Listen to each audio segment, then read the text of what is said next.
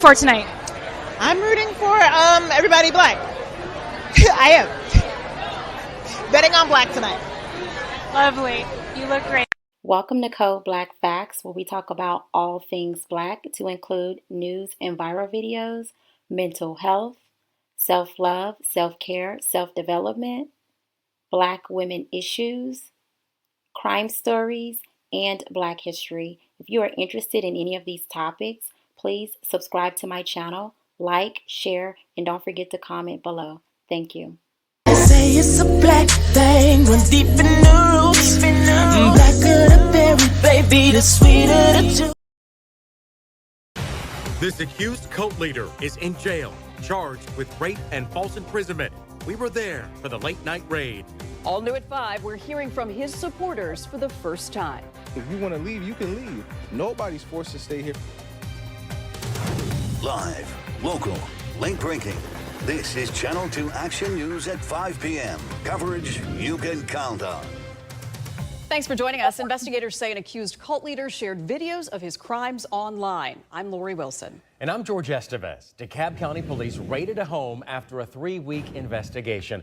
Channel 2 Action News was there as officers took Eligio Bishop into custody. Channel 2's Dave Huddleston live now at DeKalb Police Headquarters. And Dave, Bishop's supporters say, look, the group believes in nudity, they believe in nature, and that he's done nothing wrong.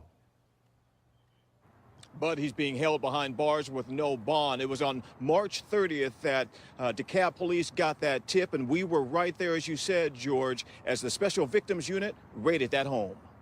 Channel 2 Action News was right there when dozens of DeKalb officers descended on this brick home in a Decatur cul-de-sac Wednesday night. We saw dozens of officers, detectives, and a tactical team swarm the home on Arbor Chase. Several people were led away in handcuffs and put into squad cars. A nearby neighbor told us this man, Eligio Bishop, runs an online cult called Carbon Nation. He controls them and do what he says, but like I said, lately it's been turning into abuse from what the neighbors been complaining about from what I hear.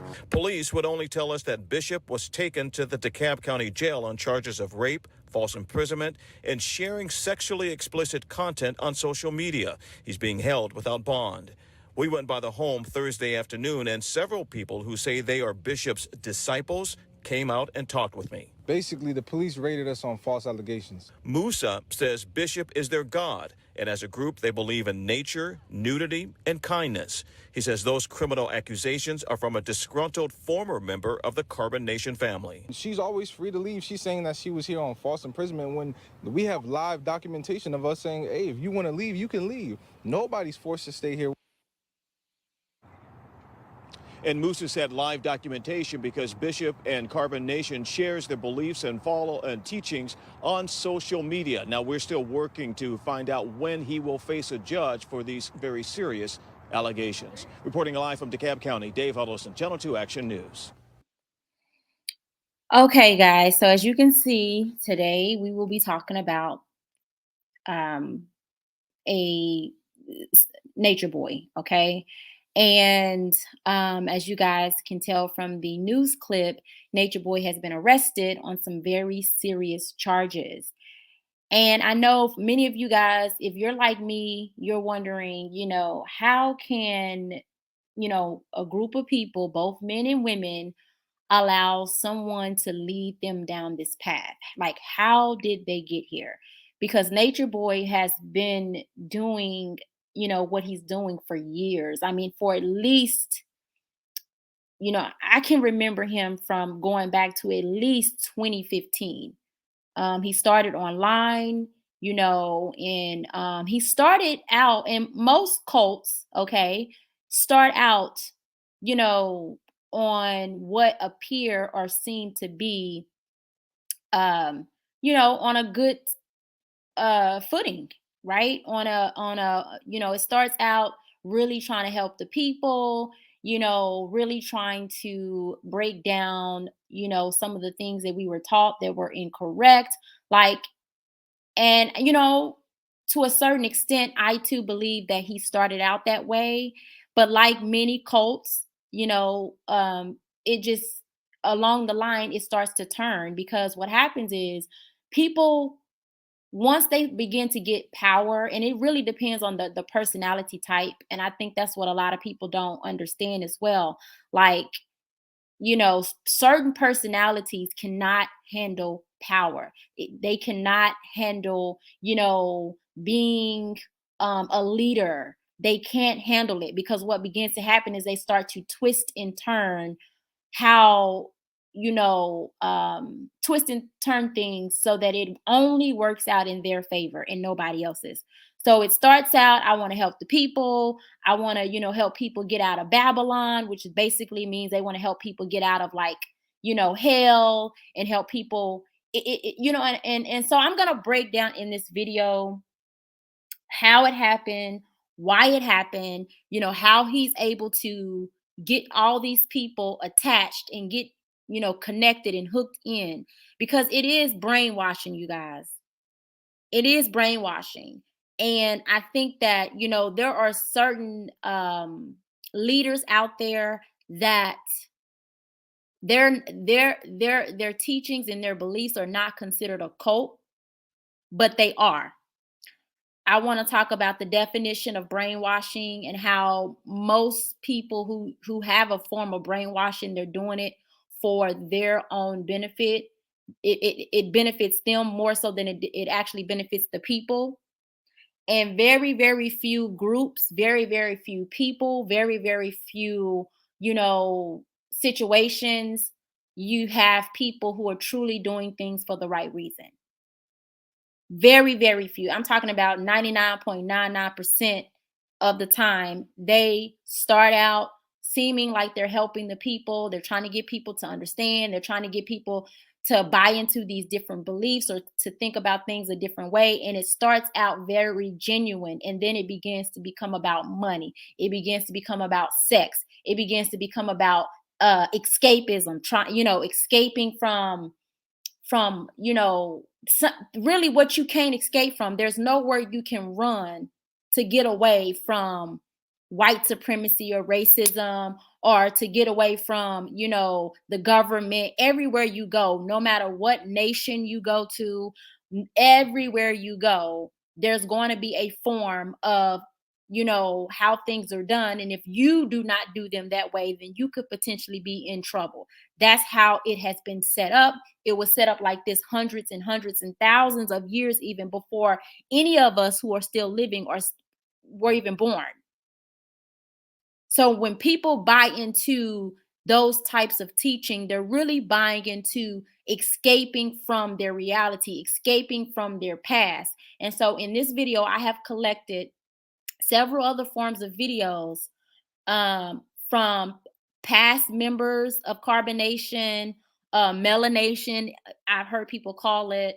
I've also, put in some clips of him doing what he does, the abuse, and I'm going to break down all of that. So just stay with me. So let's go ahead and jump into the next video here, because I want to show you guys how Nature Boy came into prominence. I want to show you guys that, because he, like I said, he started out online, and he just started to grow and grow and grow and grow. All right. This actually, let me show you this. This is a picture of when he first started out. When he first started out, he was able to, go over to South America and live over there and live in the woods and live out in nature. And that's what a lot of people bought into, especially young people who are trying to find their way, young people who are trying to find themselves, people who have been through all types of trauma and abuse. They buy into, this non-reality, right? They buy into, ooh, if I can just go here and escape Babylon, escape paying taxes, escape working, escape whatever. But what they ended up doing is going over to Nature Boy's cult, and really being in the worst position than they were when they were, quote unquote, in Babylon, in America, right? And they were actually kicked out of, I think it was Costa Rica they were kicked out of. Let me show you guys the video. Let me pull up the video really quickly, because, to understand, you know, what happened, we have to go back. So I want to take you guys back to when it kind of first all started, right? When they were living out in nature, and he was basically teaching people about eating healthy and why, we need to become one with nature. And I'm going to tell you, back then, I remember saying to myself, okay, I could see that. I could see that. But over time, it began to morph into something different. Over time, it began to, just come into something completely different. And So we want to tell you. unfortunately, If you want to leave, hold you on, can hold on, leave. hold on. Okay. All right. So let me go ahead and show you guys this video. This is where it all started. All right. Nature Boy did this video and it went viral. I mean, World Star picked it up. Everybody was talking about it because Nature Boy, you will find in this video, he's talking about letting his son, his small child son, play with his genitals. Okay. This is where it really started, because again, he started, doing little teaching and stuff online, but it didn't become to the magnitude that it came when this video went viral. And for whatever reason, as Black people, something can go viral, and as disturbing as the video may be, or hearing somebody say certain things, some of our people buy into it.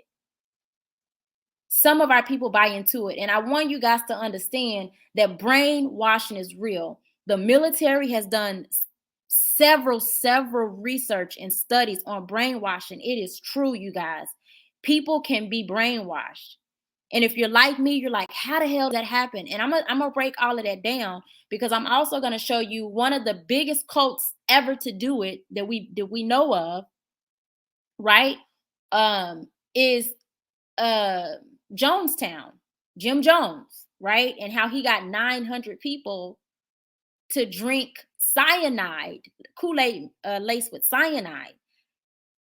If you ever watch any of the documentaries, if you ever watch any of the people who survived Jonestown, I'm telling you guys, they will tell you, and a lot of the things that they went through aligns with what Nature Boy has done and is still doing, even though he's behind bars. Okay, we just watched the news clip of some of the members still out here advocating for Nature Boy, because these people are, have been intensely brainwashed. Many of these people go to him at very young ages. We're talking 18, 19. When it first started, these are teens. A lot of these people in this picture you see on the screen were teens, 18, 19, very, very young. So the appeal to them is that they are escaping from their problems. Many of them they sought him out because some of them had illnesses, incurable illnesses that they thought that could be cured by nature, or that if they could just, go somewhere and be around like-minded people, that they could, connect with themselves better. Like, that's what they bought into. And that's a form of escapism. Because if you have an incurable disease that is killing you, right? Yes, you can get healthier by eating healthy and stuff like that, but this disease may still be there. And, unfortunately, there are some people, who have been said to cure, diseases and all kind of stuff, but there are very few, at least that I know of. And Nature Boy is not one of those people. So you had a lot of these young people going over there on the premise of, some of the men went over there on the premise of, oh, I can go over there and have a bunch of women and a bunch of wives and explore my sexuality. And I'm gonna input some of these videos of some of the past members, and they're gonna explain to you how they got sucked in. you know, what was appealing to them. And again, it all boils down to escapism. It boils down to them running from their past, running from their past traumas, the past things that have hurt them. They're thinking that there's many of them running from their own families. You know, they had went through all kind of hell within their own family. So they thought, if I could get away from them and go be over here in nature where people would love me and care about, at least that's what they thought. That's how people get brainwashed, you know. And when you go through years and years and years of that, it becomes harder and harder to disconnect from it. All right. So this is the video of when it all started right here. I take bath with my kids. I'm naked with my kids. I have sex in front of my kids. I never be ashamed of sex. My son be breastfeeding and I'll be making love to his mom. That's me, bro. That's how I get down around kids. I try to keep their purity. I don't want to take their purity away by covering myself up. They're going to be ashamed and cover themselves up. And I'm pure at heart. So you can think in your mind, if I let another kid here, I'm going to have to change the way I am so that your kid could be comfortable around me. Okay, so let me stop right there. So when this video went viral, and this is the video really that put him on the map, right? When a lot of people became aware of him because of what he said in this video, and because he was saying that, you know, he was doing all these sexual things around his children, all right? And of course, CPS and, you know, was called and all of that kind of stuff. But if you notice what he just said was that, you know, he can't do that around other kids. So some of the women that went to be with him, they have left their children behind. They have abandoned their children, right, to go be with him. And the reason why they had to leave their children behind is because Nature Boy did not, or I don't even know if he still does or not, but I know at this particular time, and he's going to tell you in this video, he did not allow them to bring their children because in his mind, he wants to be able to be in nature, walk around naked, all this kind of stuff.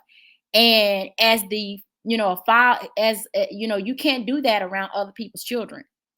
I mean, in some cases, you can't even do it around your own children because in some cases, it could be seen as, you know, some type of abuse.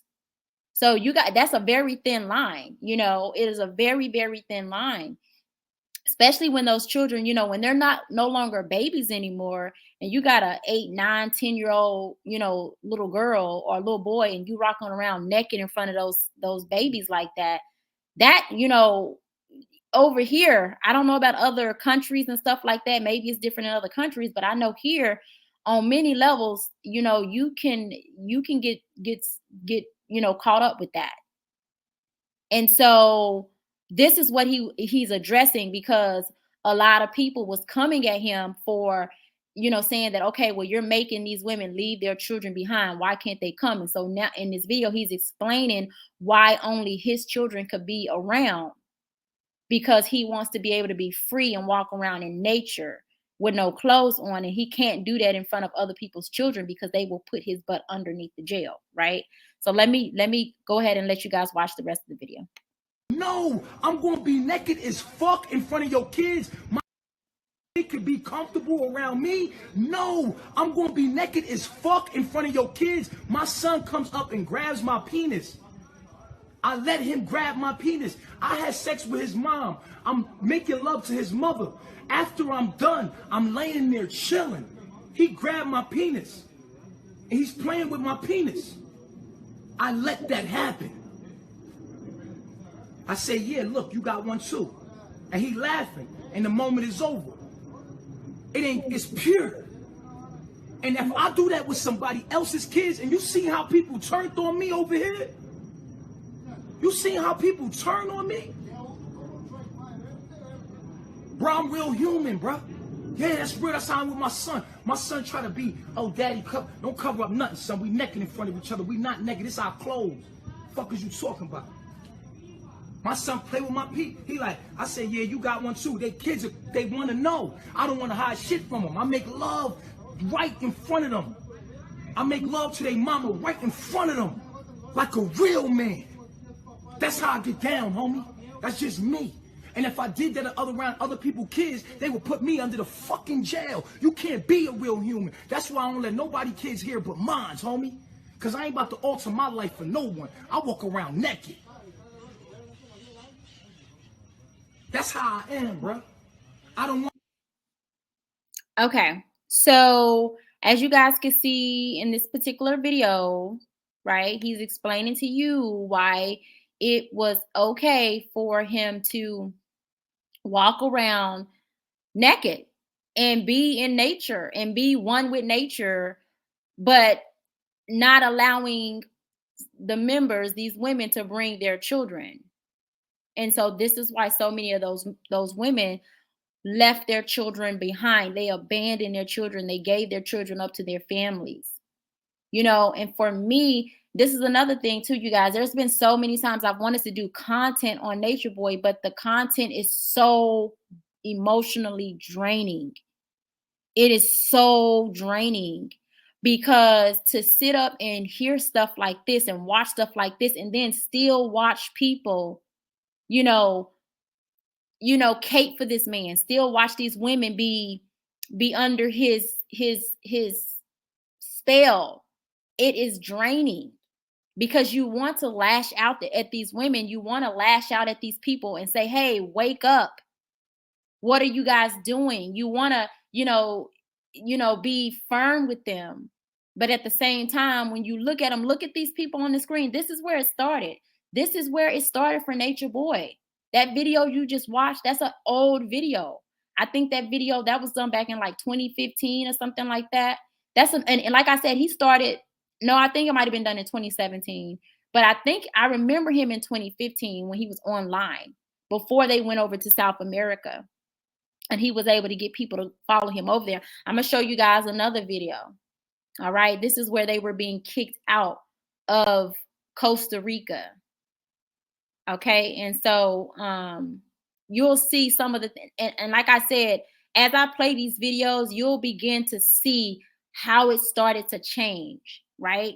You'll begin to see, how his teachings went from getting people connected, one with nature, finding themselves, getting escaping Babylon, being able to just be them and not being held to any,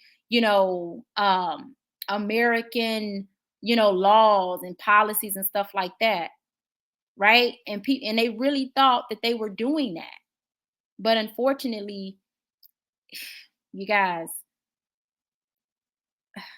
So let me share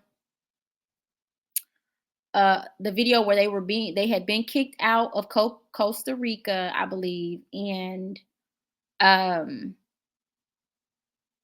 Nature Boy had it all on camera. Oh, before I show you that one, let me show you this one, because this is one of the reasons why this young lady on the screen here, I didn't know this.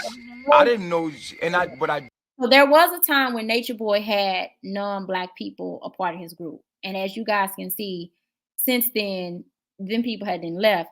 This woman that you see on the screen, this white girl that you see on the screen, she's one of the reasons why, when they were out there, they were kicked out and not allowed back because her parents began to basically make sure that she came home, like fight for her to come home. And they started reporting Nature Boy and reporting him as a cult. And so they're going to explain some of this here. I didn't know this. I didn't know, but I did ask her before she got here, do you have crazy parents? She was like, well, they don't matter. I'll throw my phone away, because we had someone here else that was white that got snatched out of here before. Now, hold on. I want to say this. Check out how the white parents of these young people are able to snatch their butt up. Check out that. So all these young Black girls that has been with him for years, that we see have been with him for years, compare their families to this white girl family. Because they're going to explain to you what her family was doing, and just the pull. And I think this represents how, as Black people, unfortunately, we come from some of us, not all, some of us, not all, but some of our people come from circumstances where their families don't have the money, they don't have the wherewithal, they don't have, the patience, they don't have the, they just give up, right? And because they are Black, you have people who are unwilling to help them.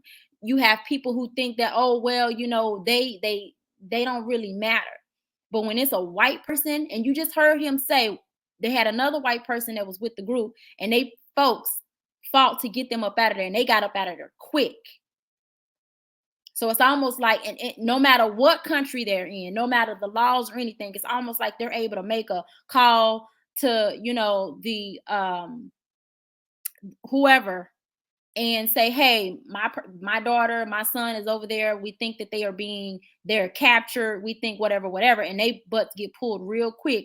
But the Black people that are in this group, the men and the women that have been with Nature Boy for years, for whatever reason, their families have not been able to do that. And I'm sure their families have probably reported. I know one of them, at least, Mila, and I'll show you guys Mila. Mila was the one that for whatever reason, my spirit connects with Mila, because Mila has this warrior spirit in her.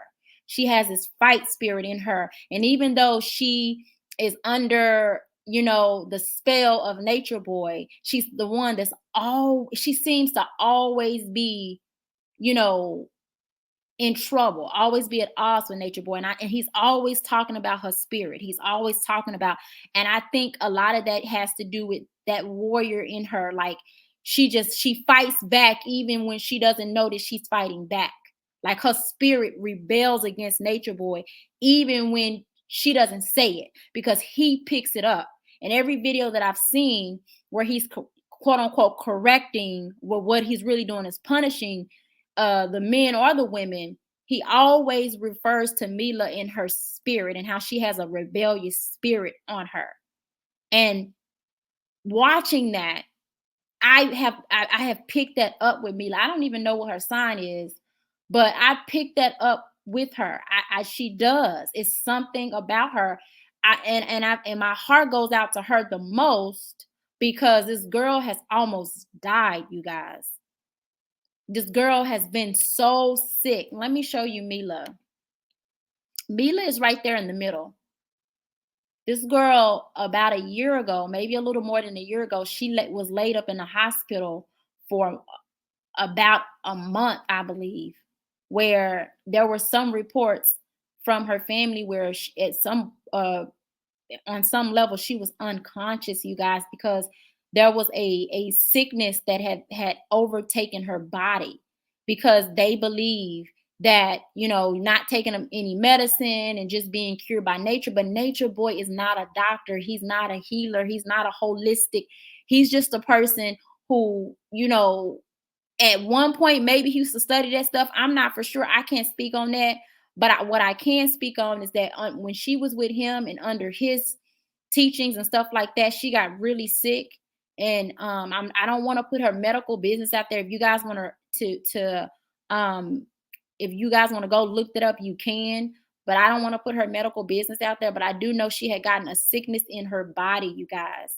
And because she was not taking care of herself and taking medicine and stuff like that, it got worse and worse and worse. And it almost killed her. And for me, that's so heartbreaking, because it's like, you don't even care about yourself. And she's so young. She's still young.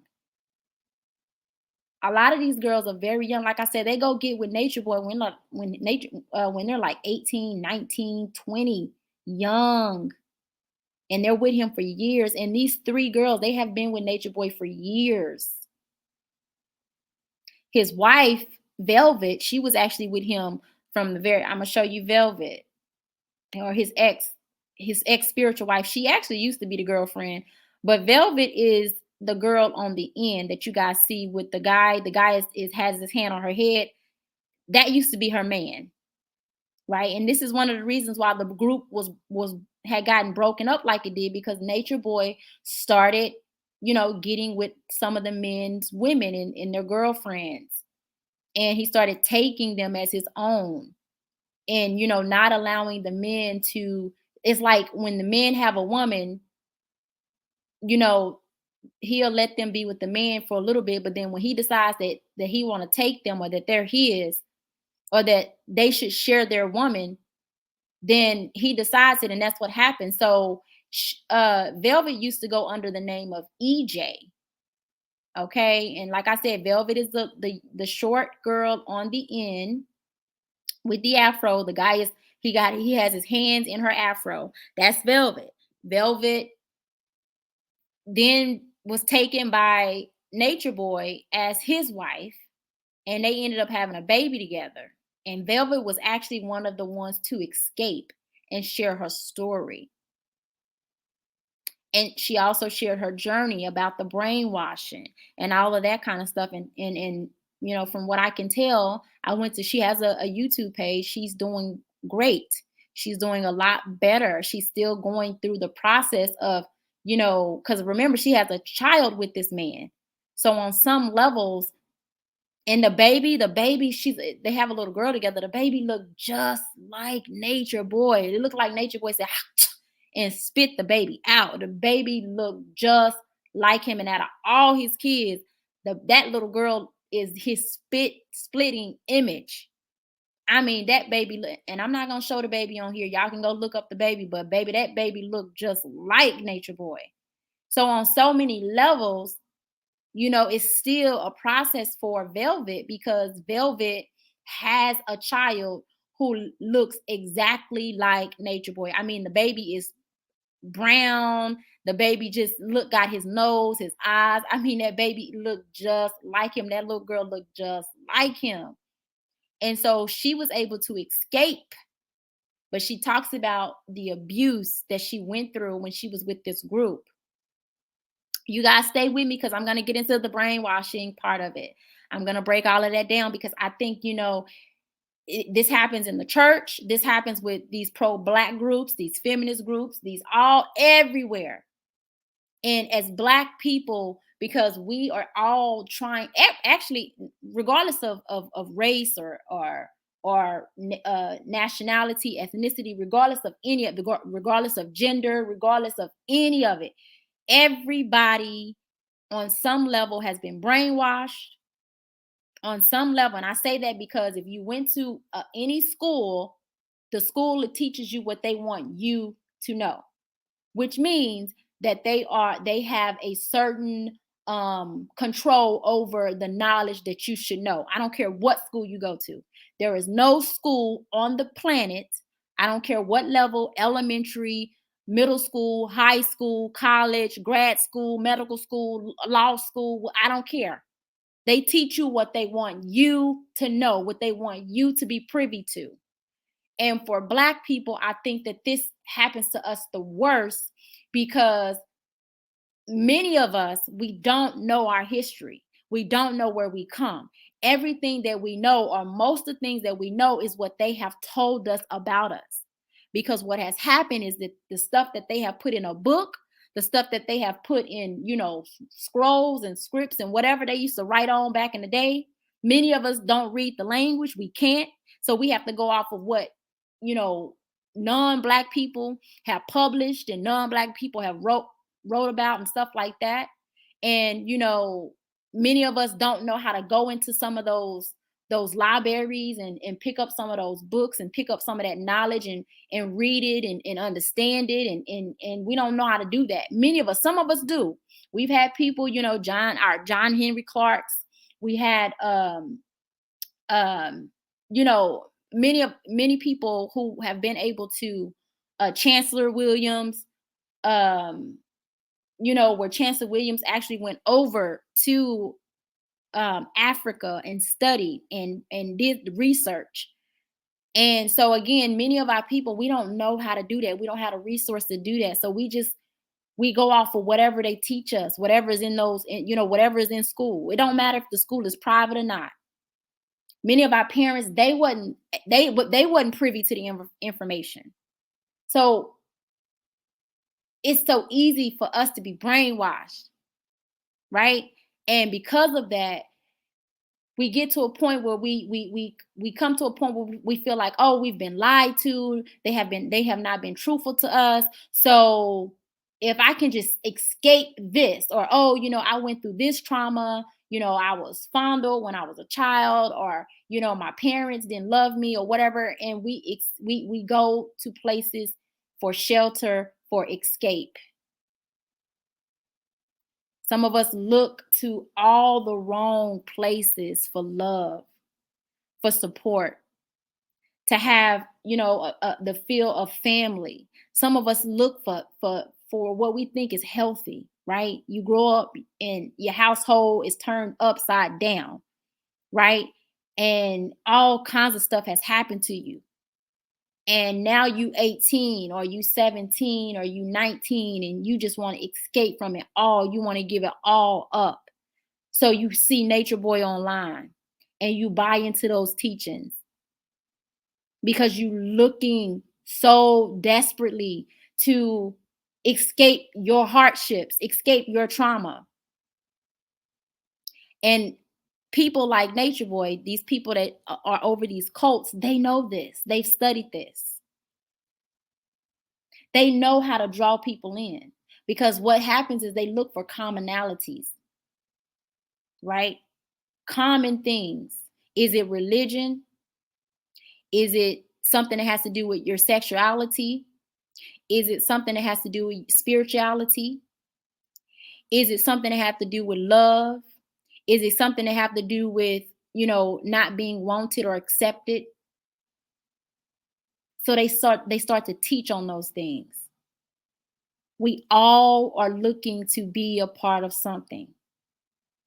We all are wanting to be a part of something. Nobody wants to be isolated completely by themselves. And if they are, there are actually studies of people who go crazy, because we need human interaction. We were made to have human interaction. So anybody that's out here talking about they want to be isolated, they don't need nobody, they just want to be the only person on the planet, they're lying, because they will literally go insane. This is why in prison they had to ban certain policies where they take people and put them in lockup for days and months and weeks and stuff at a time, where they put them in darkness. That stuff will make you go crazy. Don't play with it. Don't play with it.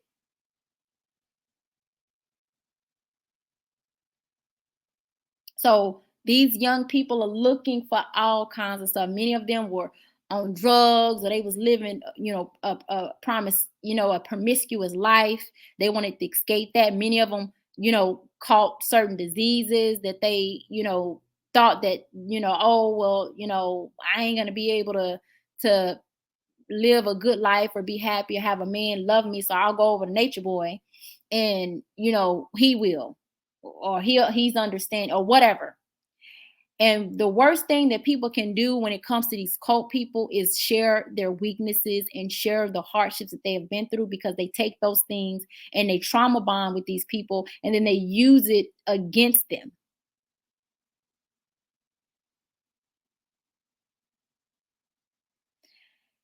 So let me go ahead and go to the video that I was going to play, which is this one. Seeing everything that's posted in the media, all we've been doing is speaking the truth, and they put out Nature Boy to be some kind of criminal, some kind of, what would one say, like, what would I say, what can I say? A cult leader. Yeah. But they never tell you what my cult is about. Like, I explained what the cult is. What a cult is, they're trying to depict me to be Waco, Texas, and someone that is a dangerous person that is controlling people's minds to kill them. But I'm a culture, and the culture is to live in harmony with nature. That's the kind of cult we are. We're not really a cult. They just called us a cult. We took onto it and said, all right, cool, we're a cult. We're a culture. That's true. Because we're a group of people that live by a religion, a set of rules. Our rules are the laws of nature. Our culture is nature. They're trying to depict me to be a cult leader in another way, in a dangerous way, so they could come kill me and save the daughter, the white girl daughter. Okay, so I want to stop there and add this. Most cult leaders, they get people to buy into, oh, they're trying to kill us. They're going to kill me. Right? And because on many levels, this is true, right? So on many levels, these young people and even old people, right? They'll say, oh, well, they're trying to kill us with the food. That is true, right? Because a lot of the food, especially here in America, I can't speak for other countries, but a lot of the food, especially here in America, they have so much toxins in the food because of all the chemicals that they treat the food with, because of how the animals and stuff are raised and stuff like that. So on so many levels, it's true. There's research to back that up.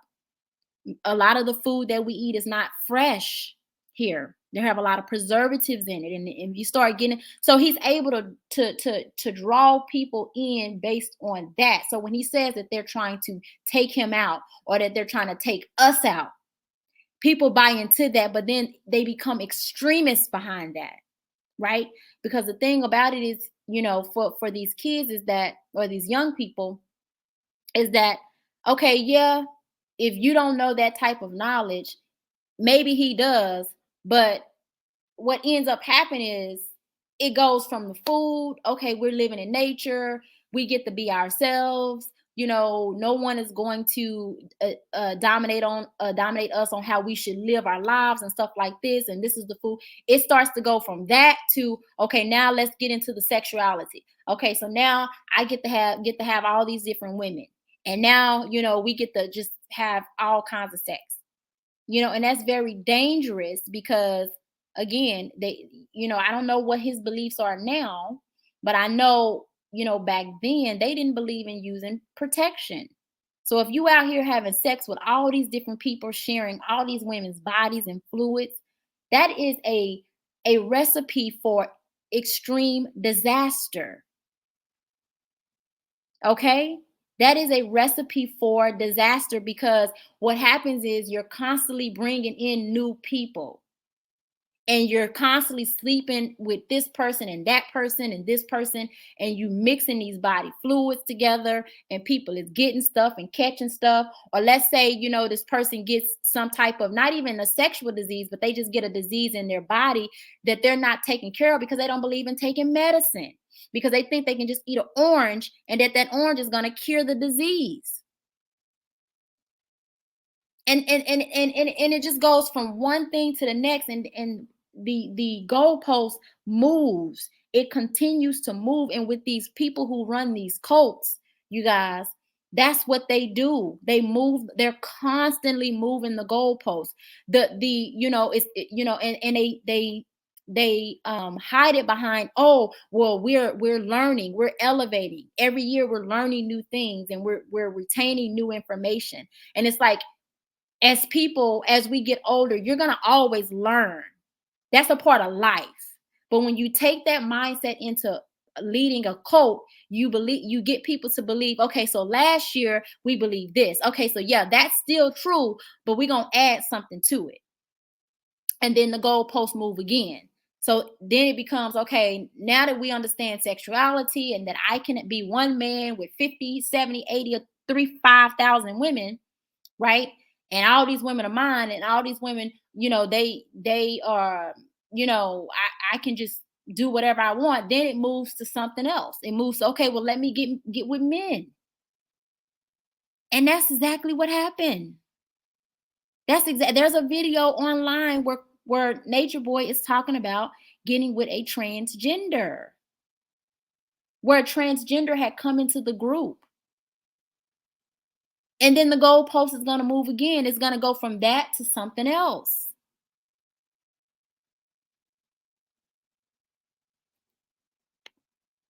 Bringing up things like about, well, half of it's not even true what they were posting. Like, they would be twisting everything that was said, that we recorded, and also like bringing up things about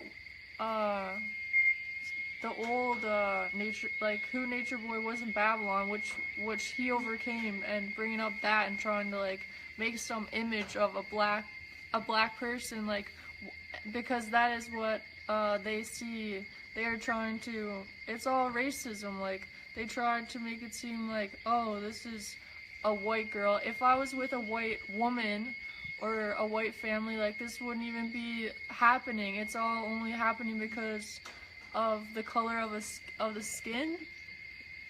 That's so fucked up. Like, we're all the same. Would it be any different if we were Chinese, or if I was black? If I was black, it would be different. Yeah. You know, if you was Chinese and I was Japanese, there'd be a problem. Because there's prejudice in all races. Matter of fact. Okay. So let me show you. I got so many videos to show you guys because, like I said, I really wanted to provide a background because I wanted to work up to where Nature Boy has gotten himself into now. Okay. I wanted to explain those things in great detail because I don't think that's been done. I think that people have done a great job on, posting different videos and stuff like that, like to explain like that particular situation, but not really explaining it from the beginning up until where we are now, and then explaining it from the viewpoints of like the cult, because people are not talking about they're talking about him and about him running, but they're not breaking down that cult. And like I said, I'm gonna break that down, you guys. I just want to get through these videos real quick. I know this video is long, but I want to get through these videos because you guys will begin to see listen to some of the talking points that he's doing, because I'm going to show you guys some of the parallels between what happened in Jonestown with Jim Jones and what's happening with Nature Boy and many of the other cults. They all have the same exact outline. They all do the same thing. Every last one of them. They all start out as seeming to be good, seeming to be, caring, and they all start out with, okay, we got to escape this. This is what we have to believe in. This is what's going to save us. They all start out that way. This is the best thing for us. And over time, it begins to transform. And I noticed that a lot of these cults are always run by men. Not to say women don't run these cults or have cults and stuff like that, because they do. There are some. But when you go back in time, if you go to Google and type in documented cults, okay, because I know that there are a lot of cults out there that may not even be documented. They're going under the radar, right? But if you look up the documented cults, it's always run by the men. You know why? Because men know how easy it is to get women to buy into whatever the idea or the belief is. This is why with most of the like religious beliefs or spiritual beliefs or whatever like that, women buy into it the fastest, and it would be way more women than there are men. And then the men see the women, and then that's how they're able to get the men in. Okay, well, a lot of the women was buying into Nature Boy's message at first, and in most cults and stuff like that. And then when the men seen that they can go over there and get all these women and these beautiful women, look, these women are absolutely beautiful, even in their rare form. Them ain't no ugly women, you guys. Them ain't no ugly women. They're young, they're beautiful, obviously they may have, whatever their issues may be, mentally, physically, emotionally, whatever. But men they see these women and like, oh, I could go, and if I get with him, I could get women like that. And they actually end up doing that. They do. They end up having access to a woman who they have created this, not created, but they have taught this woman to basically be a complete, I gotta say it, you guys, slave to the man. A complete, just gone. And then of course over time, Nature Boy ends up taking all the women for himself, and the other dudes, you know, don't get no woman, or if they do get a woman, it's a woman that he has outed or has thrown away or no longer wants or has used up or whatever the case may be, and he you know, he'll let one of the other dudes have them.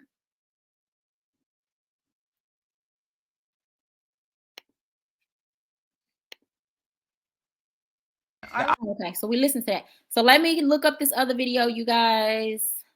I'm sorry that this video is so long, but again, I want you guys to really get a good understanding as to how Nature Boy is where he's at right now. Okay. So here's the other video. Reflection, this is going down right now. You see that? See dude right there with that gun? We at immigration. I'm gonna let y'all know the whole scoop this way. Reflection, listen to me very clearly. I don't got a lot of time. We are right now in an immigration van in Costa Rica, Limon, Costa Rica. You feel what I'm saying? The whole melanation is in here. You feel me? Everybody here, I wanna name everybody right now. You heard? La Vie. So I want you guys to pay attention to where everybody is sitting. Look at these faces. Listen to these names, because some of these same people are still with Nature Boy, and some of these same people have left him.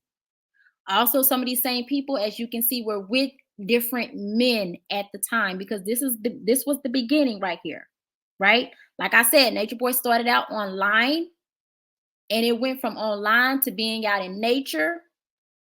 And it went from being out in nature to getting kicked out of pretty much every country. He was kicked out of Hawaii. He was kicked out of Costa Rica. He was kicked out of, I think, everywhere. Everywhere they go, they get kicked out, because people are not going to allow you to just come and live off of the land.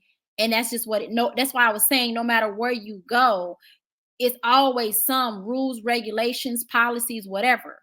Not unless you are able to buy your own island. And even if you do, then I guarantee you there's some contracts that has to happen for you to even do that. Which means if there's a contract about it, there's something, rules, policies, regulations, so on and so forth. All right. Pocahontas, she in here. You feel me? Got Fury in here. Key is in the building. Fucking Golden Boy. Canada. Omac, EJ, El Nino, Nefertiti is in the building. We in the immigration van right now. We're not getting out of this van right now. I need you to share this video with everybody. You understand? We was pulled over. They took the van because the van was in Phoenix's name. They took the van, fine, but they trying to take us. We're not going for it. We came here to live as human beings, free of the corporations that they set out called countries. We don't want to hear nothing, you feel me? We're not going for none of that. We staying in this van right here, and I want y'all to know right now that at the end of the day, this is what it's all about. We got to make some change right now. We shouldn't have to motherfucking have to go. We're human beings. We belong in the sun. I belong in the tropics. I'm a tropical human being. You cannot stop me from being on the earth. What you're basically telling me is you're breaking me from my human rights is to be in tune with nature. And I belong to the earth. I don't belong to a corporation. I don't belong. Okay, so let me stop. That right there, what he's talking, that talk right there, that's what got a lot of people to buy into it in the beginning. Being in tune with nature. I'm my own human. Nobody controls me. All of that, right? Everybody wants to be free. Who wants to not be free? We all want to be free. Everybody wants to escape something. Okay, I'm a homeowner. I'm a homeowner, you guys. I pay taxes on my home. The amount of taxes that I pay on my home makes me cringe, because that's a lot of money every single year that I got to pay taxes for. I got to pay taxes for everybody else to live off of, right? Because in the state that I live in, the taxes, So in some states, the taxes go, and I know I'm kind of getting off on a tangent, but I want to explain because I want to create the context. In some states, the taxes go into, it goes to the state, and then the state will divvy it up between schools, like education, the roads, things like that, certain neighborhoods, things like that.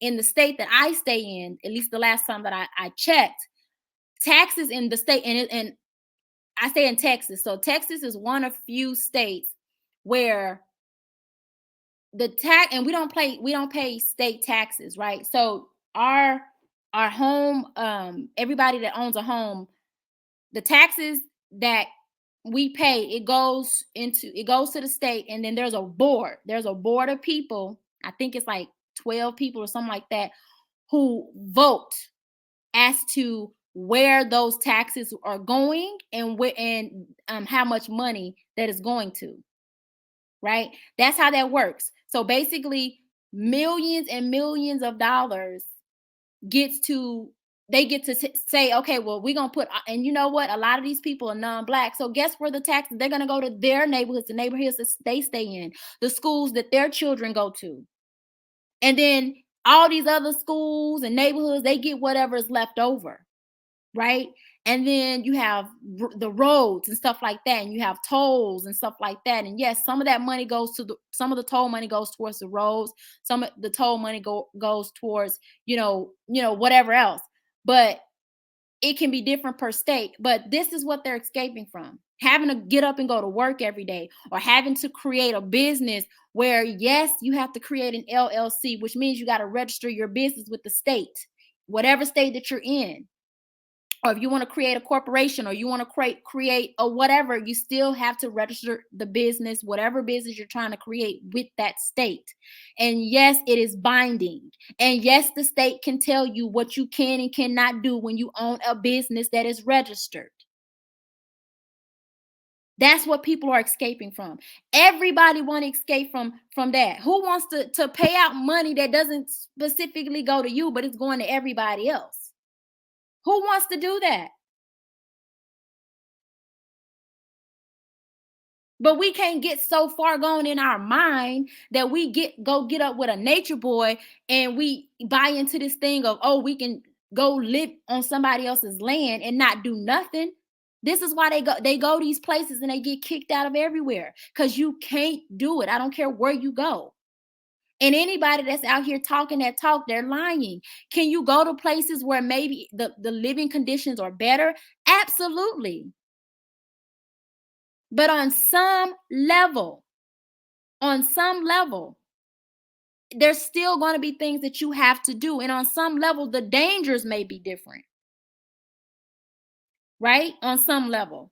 On some level, you could go to somewhere else and you think you living your best life, and then bam, these people can kick in your door, go in your house. They don't have to have, it's not America, so they don't have to have a warrant. They can just go in. Some people can just straight up kill you right then and there and say, I did it because this person is X, Y, and Z, and they don't have to have, the due process. So on some level, it's still going to be dangers lurking. It's still going to be something that you're living up under. You cannot escape that. And it's unfortunate that these young people buy into the BS because they want so badly to be a part of something. They want a family in some cases. They want women in other cases. A lot of the dudes that I see when I go to their Instagram page and I go to all these different pages and stuff like that, a lot of these dudes, it's really about sex and women. They see Nature Boy with all these women. They're young, they're cute, beautiful, all of that. And they want that for themselves. They don't give a damn about teaching these women or teaching, the children that may come of the unions about, life, about, whatever. They don't care. They want the women. They want the women and they want the sex. And you can tell by the comments that they're leaving. A lot of these women, I don't know. Only thing I could think of is maybe in some pictures, Nature Boy, is tall, dark, and handsome, I guess, to some of these women in some of them pictures. And that is appealing to them. But he's never been, the type of man that's going to take care of you. I've never seen a video. But again, with certain women, that means different things, right? With certain women, being taken care of means that I don't have to go to work, and that Nature Boy is gonna figure out a way for us to scheme and whatever to get money. I don't know. Because every time I've ever seen him, he looks shaggy, hair. No, he looks like no. There's nothing appealing. Okay, so I don't know. I don't know. I don't know. I don't know. Some of these women are broken. Some of these women are running from, they have nowhere to go. They don't have a family. They messed up all their ties. So they can go be among people and, not have to work. I don't know. I don't honestly, I cannot say what the appeal is for the women, but I know with the men I can. And it's really unfortunate. And another thing is that I noticed that these women all have, some of the same backgrounds. They all have low or had, before they went to Nature Boy, they had very low self-esteem. They had been abused some type of way. They had been put in situations where they did not feel valued. They did not feel loved and cared for. Other times the women were, they were running from certain things that happened in their childhood. They were, taken advantage of. They were assaulted. The world threw them away, right? They were promiscuous. And they didn't think that they could come back from those things. Because let's be honest here, for, non-Black women can go and be as promiscuous as they want.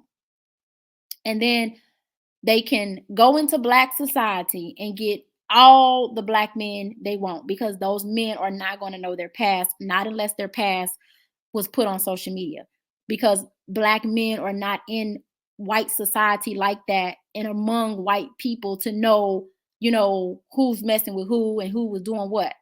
That's just not how it is. So a lot of times those non-Black women, all races of them, they get to be as promiscuous as they want in their younger years, and not even just promiscuous period. They get to do all kinds of stuff. Then they go among Black men, and then they can say, well, I'm a virgin, or I ain't never been with a man, I only been with 3 men, and be the biggest whores. Whereas with Black women, it's not as easy for Black women to do that, because with Black women, again, they so and so know so and so. Oh, I know her. She did X, Y, and Z. You can always find out, but it's not necessarily where you can do that in white society. I mean, I could tell you right now, there are white, Hispanic, Asian girls that I went to school with, high school with back in the day, and I couldn't even tell you. I remember some of them being very promiscuous, very. And right now today, some of them married, and the dudes and they used to be among, the Black dudes, and they was busting it wide open, all this kind of stuff. And they left that after they had got their reputation. And now they are with the man of their own group. And this man is probably thinking that this woman, ain't never been with a Black man. Lies. I can at least think of 3 of them right now. One of the girls had a whole mixed child from a Black man, and then that sent that child to go stay with her folks, met the man of her group, got married to that man, and then brought in the mixed child, and he looking at her like, wait a minute, where did he come from? I'm telling you. So with Black women, it's not, we can't do that. We can't do that. Once you get a reputation, you have a reputation, because Black men, we grew up with Black men. We live among Black men and boys. We know each other in that way. You know what I'm saying? And so that's another thing too, is that, give me a second, you guys. I got to go get my charger. My computer's about to go dead. Hold on one second.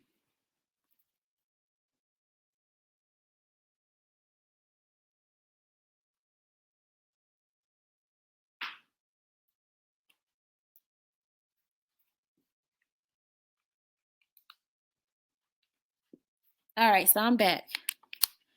So, you know, we can't do that. But let me continue the video, you guys. Costa Rica, I don't know what you're talking about when you talk about America. I don't know what you're talking about when you talking about none of that. I belong to the earth. We are human beings. You know what I'm saying? And let it be known. Share this video. Make it go viral right now, because this is about to go crazy right now, because we're not getting off this bus. We're not getting off this bus, Reflection. We're not getting off. They're going to have to go crazy, and it's going to be all over the news. So I want y'all to make it go viral right now to let you know, bro. I did this for humanity. I wanted us to live pure. I wanted us to live free.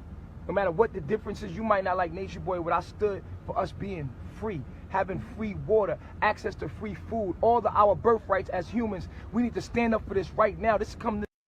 All right, all that free. Come on now, y'all. Y'all know black folks, we love some free. Everybody love free, but y'all know black folks, we love some free. Free living, free rent, free water, free food. What black person y'all know that don't want free or wouldn't accept free? Like completely free, free with no strings, because that's what they bought into. These people, they bought into free, everything free. They bought into the promised land. We're gonna go build this, and you know we're gonna have. They bought into that. And the same with Jim Jones. What was he telling them people? You know, we're gonna create a new society. There's gonna be a promised land, and it's gonna be just, you know, it's gonna be just like heaven. What do people in the church believe? The promised land, milk and honey, right? All right.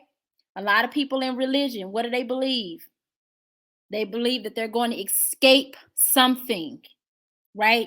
And once they escape that, they're going to go to this new world, this new reality, this new, you know, they buy into it. And we are some of the most vulnerable people that do that.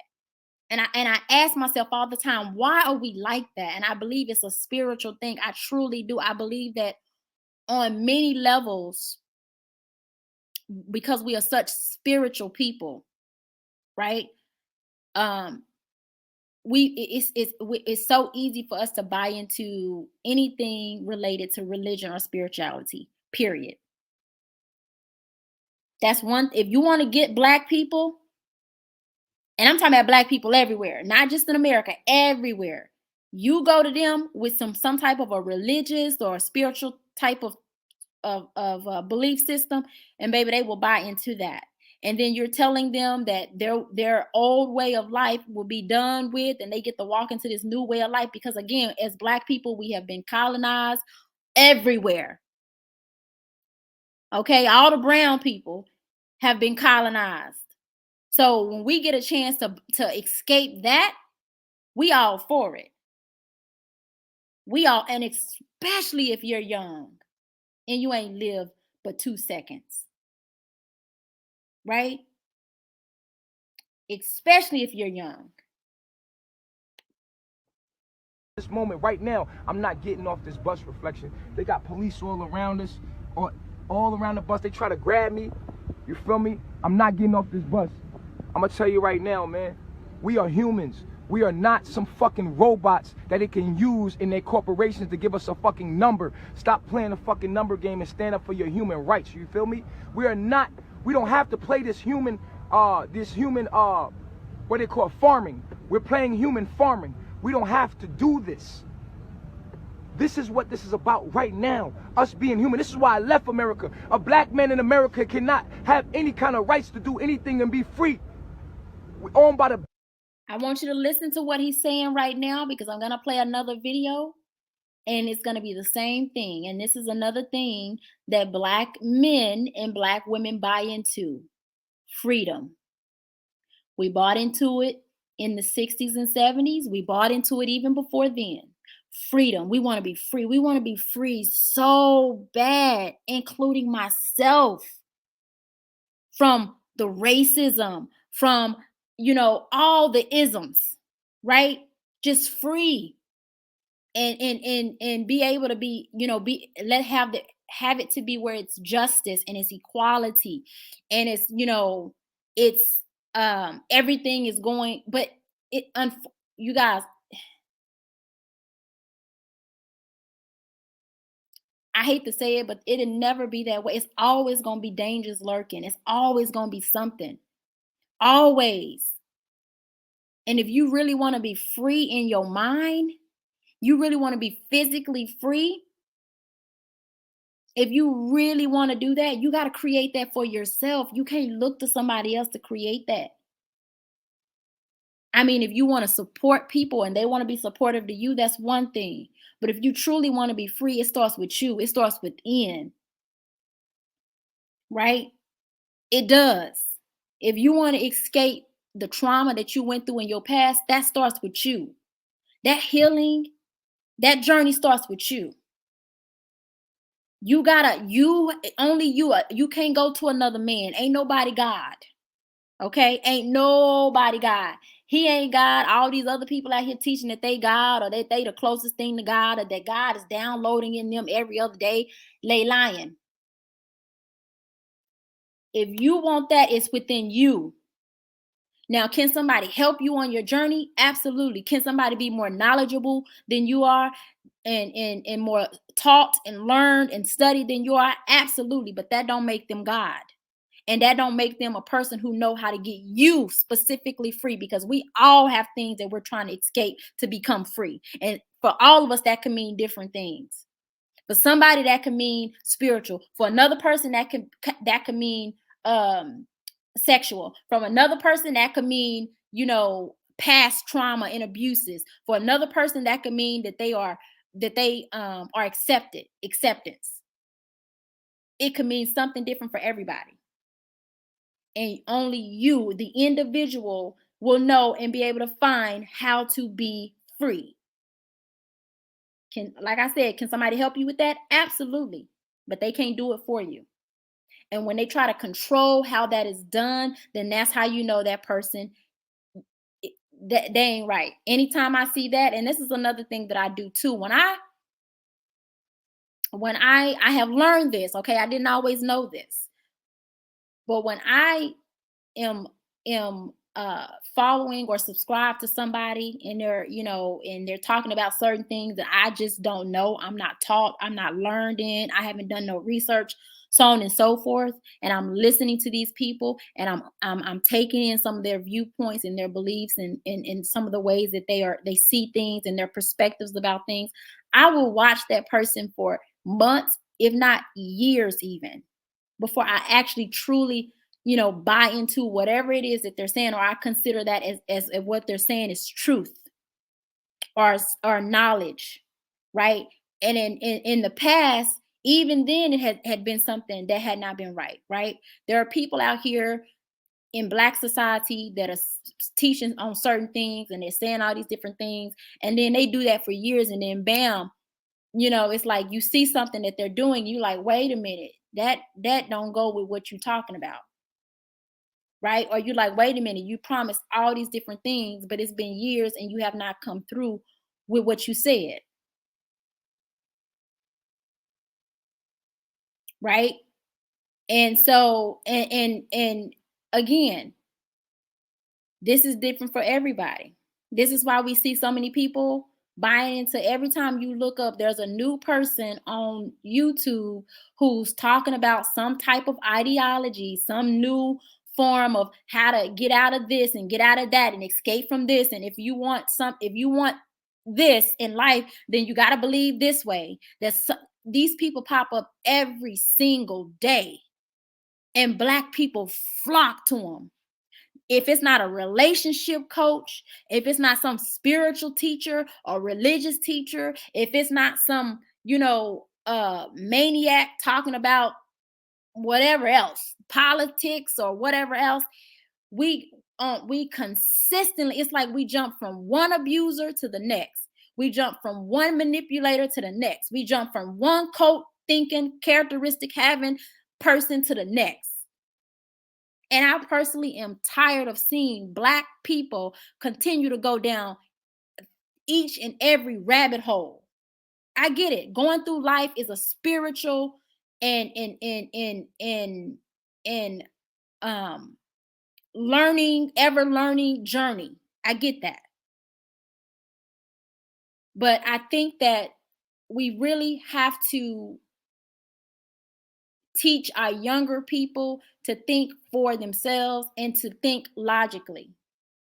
This is why when I see, and I grew up in America, I grew up under the American educational system where I remember early in life, they had critical thinking in the back of those textbooks. You would finish a chapter, you turn through that chapter, and you had the little 5 points down there, and they want you to think critically, meaning that you answer those questions in paragraph form, and thinking critically from what you read from those paragraphs, you put out your perspective of what you pulled out of the chapter, right? It went from that to where they kind of taught you how to think critically to what they go to. They went to key points. So now, right now today, at the end of these chapters in these books, and I encourage you guys, if you have kids, pick up one of their textbooks, turn to the back of the chapter, and look what's there. They're not asking these kids to think critically. They're giving these kids key points. Key points meaning this is what I want you to know. These are the key points I want you to take away from this chapter. Don't think critically. Don't think about it. Don't come up with your own views. But this is the key points that I want you to take away.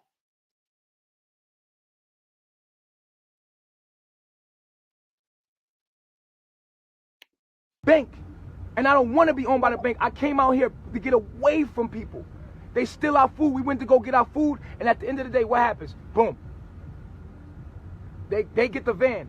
Okay, that's their van. That van belongs to them. Us, we belong to God. We belong to the universe. We're not a number. We're not a motherfucking identification. I'm not that social security number. I'm a human being. And what this is called right here is human trafficking.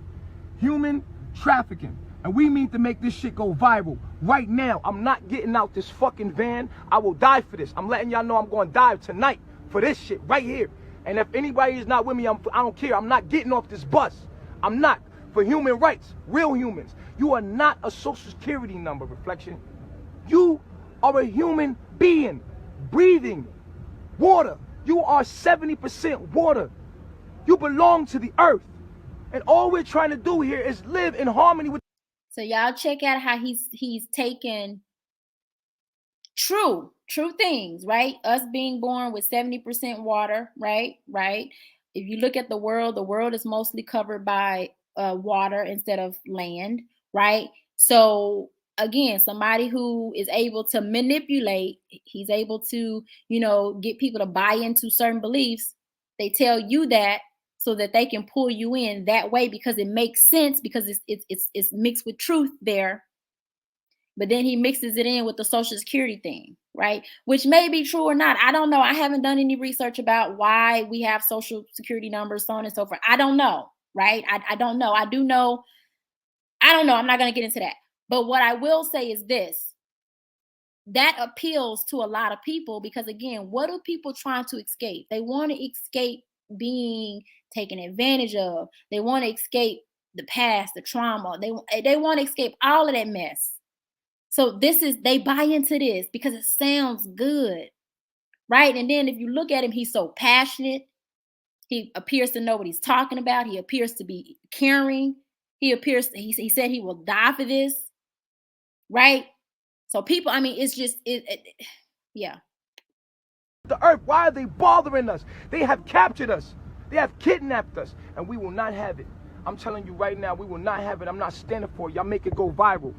Y'all make it go viral. Y'all make sure the motherfucking every country get this. We got France here. France. My friend right here, he's from France. He's not having it. My friend right here, he's from Canada. Canada is in the building. Y'all shout out to Canada in the building. Everybody else is from the United States. We got Mexico in the building. Mexico is not having what Trump is doing. We're not having it. Mexico, we have every nationality in here right now. We're not having it. Search and tag the Costa Rican news media. Search and tag the social media for Lamone. We're in Lamone right now. Tag Lamone in this right now. All right, so that's that video. All right, let me pull up the next video here.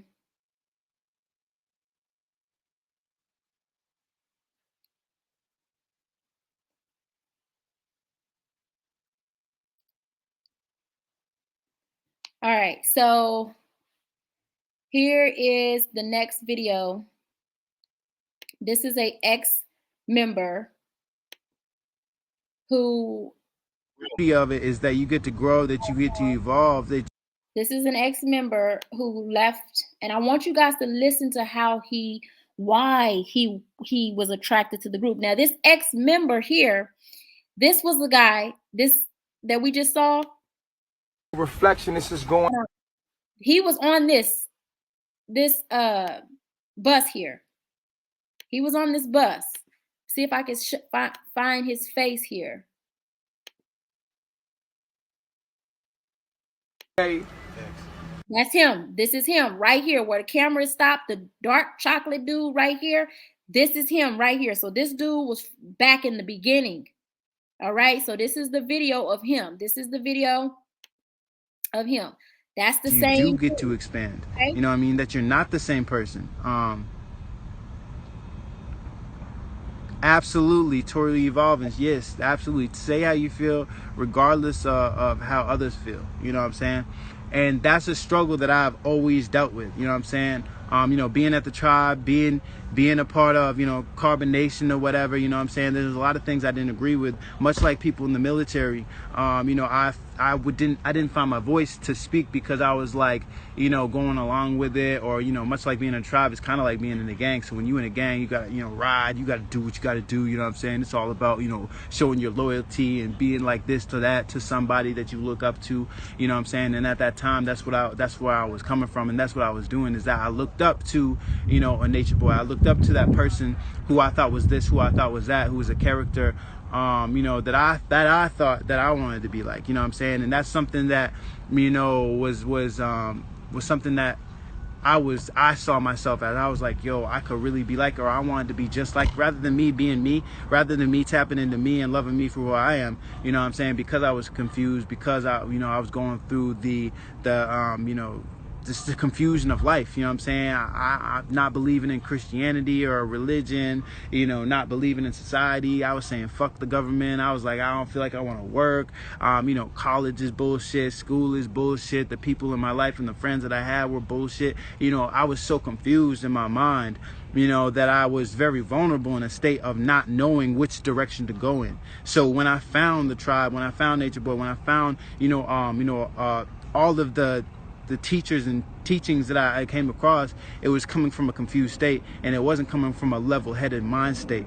And as we know, the devil is the art of confusion. So when you're confused in a confused state, it's very easy for you to be manipulated. That's why young people, you know what I'm saying, young people, we don't know what's going on. We're just trying to, you know, figure life out. And when you're trying to figure life out, there's people that can come in and sound real cool. They sound real good. You know what I mean? They may influence you. And I'm not just talking to this one specific being. I'm talking to like anybody that comes in your life influencing you in the wrong direction.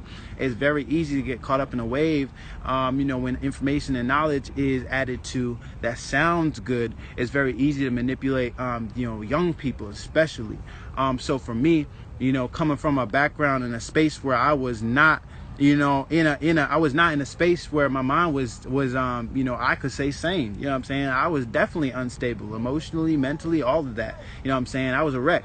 I was close to being in jail. I was either close to being in jail or dead or whatever. You know what I'm saying? Like, I was close to a lot of things that would have led me in the wrong direction. You know, and it was just like, for me, there was like no way out. And when I found, you know, hey, let's move to the tropics, let's go, you know, go be in nature and all that, you know, that right there was an escape. You know what I mean? But it really was an escape for me to escape my problems. It was a way for me to escape the things that I you know, had guilted myself for, you know, things that I did in my past. Y'all heard it from one of the members. All right, so let me show you another video. Let me pull up another video.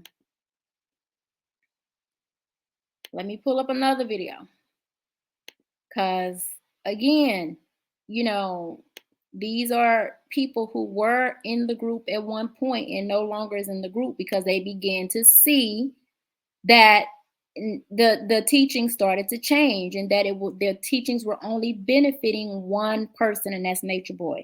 And that's what you call brainwashing. That's what you call manipulation. That's what you call cult. Okay?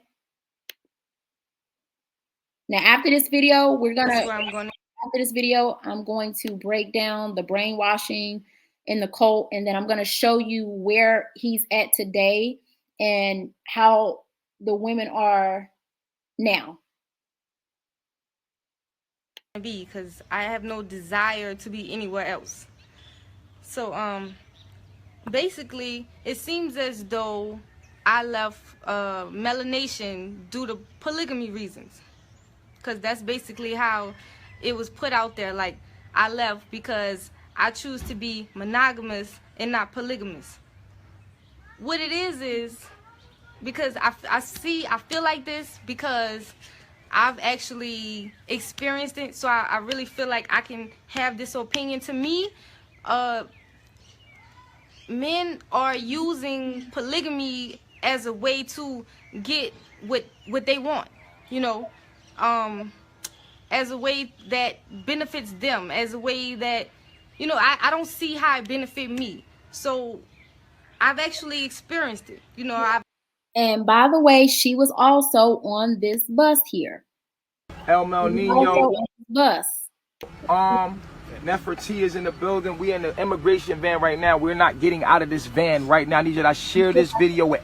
Show you where. We got to make some change right now.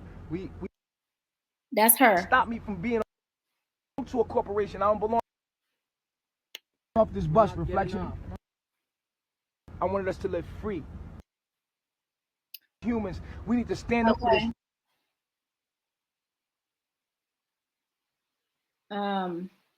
So yeah, she was also on that bus from way back. I've experienced it multiple times with multiple different people. He would say I never experienced it because he would say I wasn't all in. I wasn't all in, so I technically didn't experience it, but that's not true. I've literally experienced it, and it just don't work for me. All right, let me tell you how.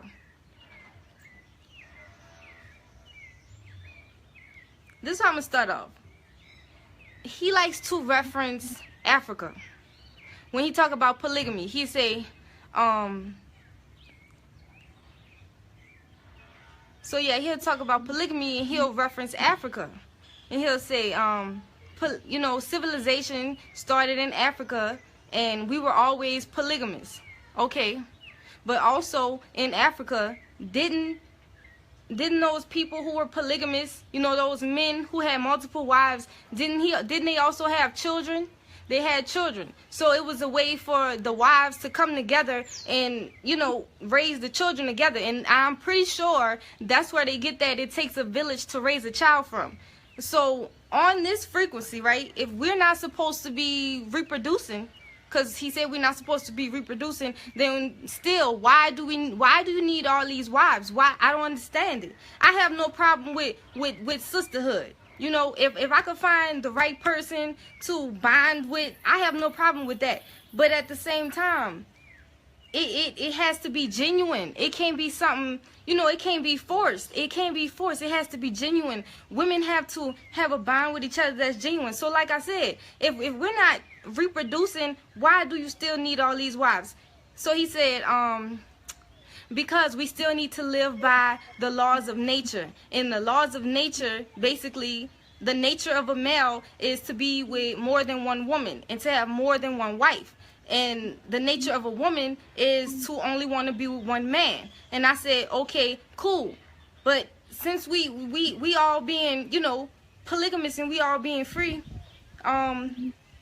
you feel feel like you're a person who has a big heart, a lot of love, and you just can't be confined to one woman. You feel like you need to have multiple women to express your love through. You know what I'm saying? Love, whether it be in an intimate way, on a friendship level, or whatever level it is. You feel like you need multiple women because your love is so big. Okay. And a woman, and she's supposed to only be with you, but how is that fair? To me, that's not fair.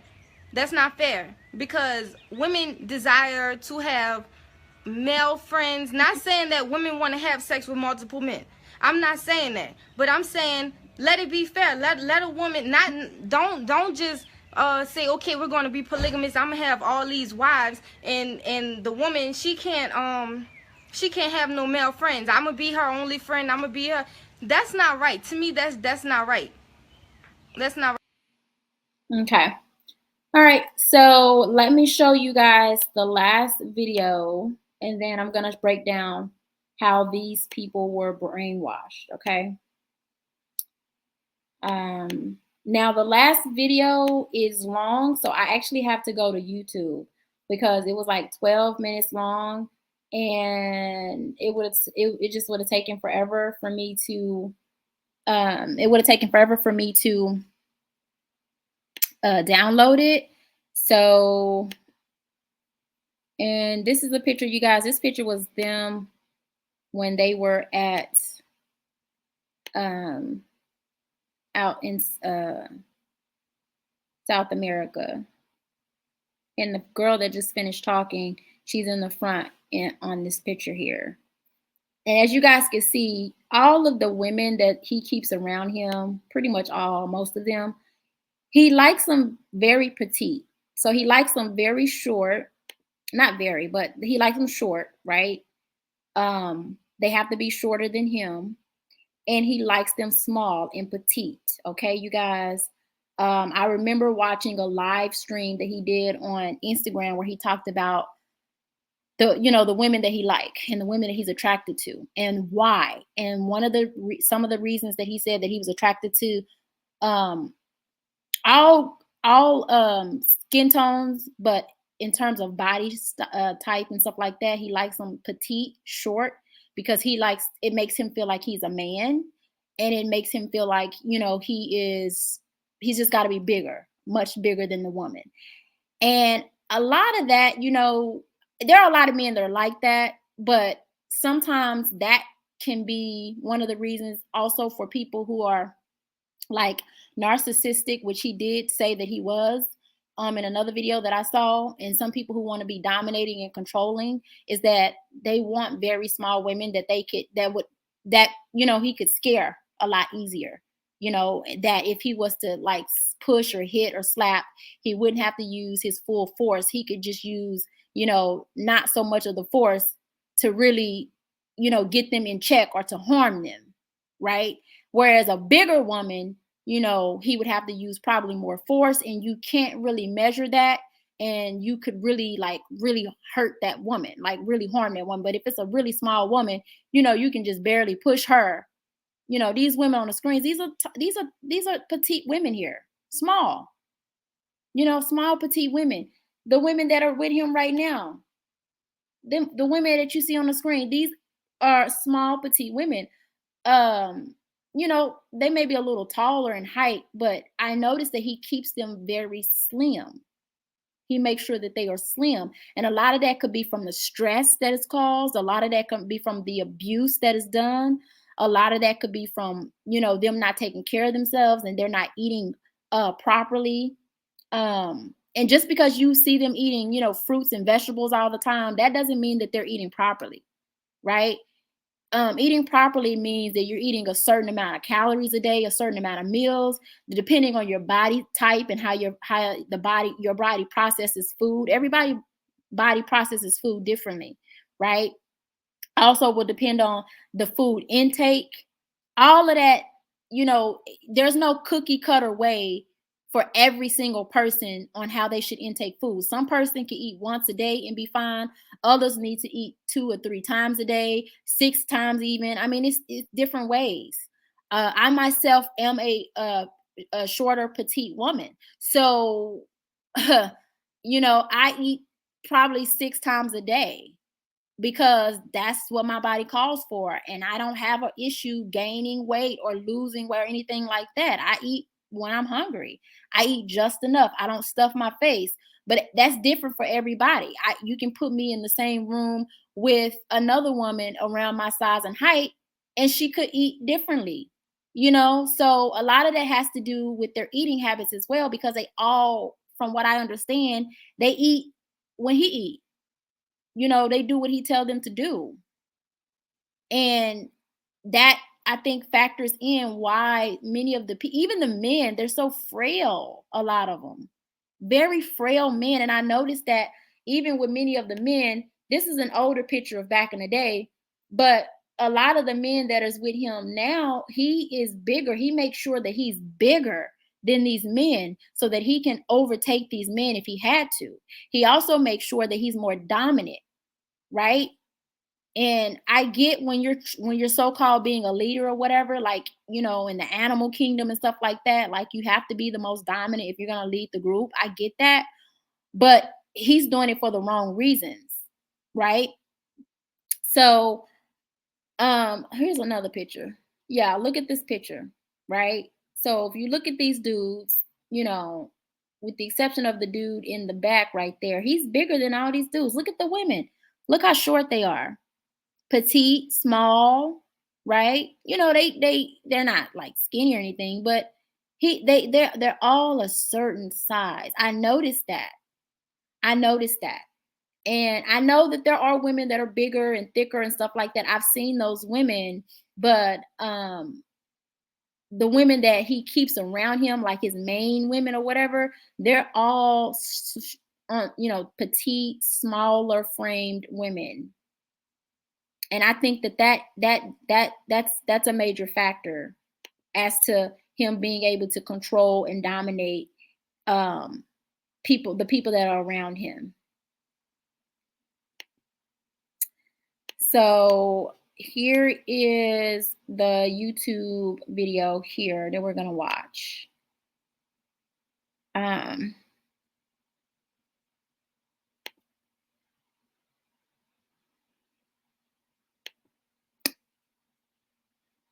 Oh, okay.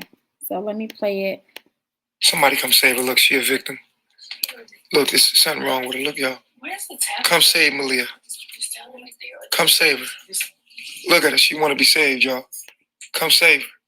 She's sending y'all all the signals. She don't want to do this no more. She can't do it. Please come save her. Now, this is where we are now, you guys.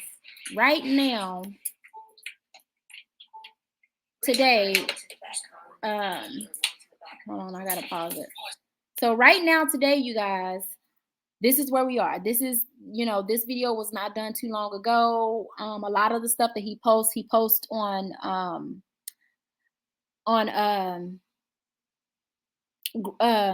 I forget the name of it, Clubhouse. And because, you know, Instagram started basically taking his page down. They started you know, YouTube the same thing, where they started kicking him out or they started suspending him and stuff like that. So he went to Clubhouse, and then of course he has a channel on YouTube as well. But I want you to see what he's doing to these women. And I could not upload all the videos. This video would be so long if I were to do that. It's already long now, but I uploaded some videos that I thought showed, you know, his evolving and how, you know, he's just a straight up abuser, you guys, cult leader abuser.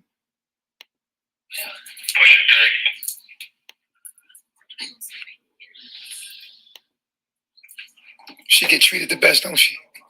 Malia get all the dick, don't she? Yes. Don't you, Malia? You get treated the best. You get most attention out of all the girls, don't you? Why you give me most of the problems? Look at this. Look at this. Look at the scenario, y'all. Who gets the most attention out of the group? Press 3 if you see Malia get all the fucking attention out of all the women. She get most of my love. Now tell me, is Malia ungrateful? So now notice he's equating. What's making you move like that? Wait. What just happened here? Did I wait. Hold on. I think I just hold on, guys. I gotta go back because I just okay. I thought I was Is Malia ungrateful? Okay. So just notice how he's equating love and attention with him giving these girls his penis, basically. That's love and attention. When I give you my penis, that's love. So you don't have to provide, a sane environment for these women. You don't have to provide a loving, caring, devotional type environment for these women. You don't have to provide any emotional support to these women. What he's saying is his love is activated through him having sex with these women, and giving them his attention. And that is a form of manipulation, you guys. That is a form of manipulation. And I do understand that for men, a lot of men, okay, now we just gonna be real. A lot of men, they use their penis to express their love with their women. They do. And I'm not saying anything is wrong with that. But with Nature Boy in particular, he's doing it in the wrong way. He's doing it to manipulate these women and take advantage of these women and to mistreat these women and abuse these women. Right? So in a marriage or a relationship, you'll find, for those, of people who have been in those types of unions, you will find that is a man expresses himself sexually with his woman. He really does. That is, and I know for some women that can be hard for us to digest, but it's true. It's true. Sex to a man is a big deal. And there are arguments all over, social media and everywhere else, in books and all kind of other places, where attempting to break down why that is like that. Is it like that because of nature? Is it like that because men are naturally just like that? Is it like that because men are taught to be like that? Is it like that because whatever? It doesn't even matter. It is like that. It is. And some of it can be taught, but not to get off on a whole nother tangent, but that is a way that men express themselves. Sex has always been a way that many men express themselves. So women, it's not hard for women to fall into that understanding, because most women do. Most women understand that, okay, sex to a man is like a big deal. And for many women, it's a big deal for many women too, but it's completely different for a man. All right, it's completely different. Sex with women, a lot of times sex is connected with us emotionally. So if we are emotionally not feeling it, it will affect us being able to be intimate with a man. Most of us, some women, they can train themselves to be different or whatever like that. But for most women, if we are unhappy with a man, he ain't getting sex. Right? And that, to me, because I'm a woman, I can speak on this. That's just how it is naturally. That's not something, and I think men don't understand that. They think that women use that, and in some cases women do, but in most cases, that's just a natural. Like if a woman is not emotionally, connected or emotionally, fulfilled, it's hard for her to be intimate, like in a loving, caring way. Yeah, she can open up her legs, but she just gonna lay there like, okay, just do what you do. And who wants that? Sex is more passionate and loving and caring when both people want it and both people are putting something into it to make it whatever it is it can be. It can be.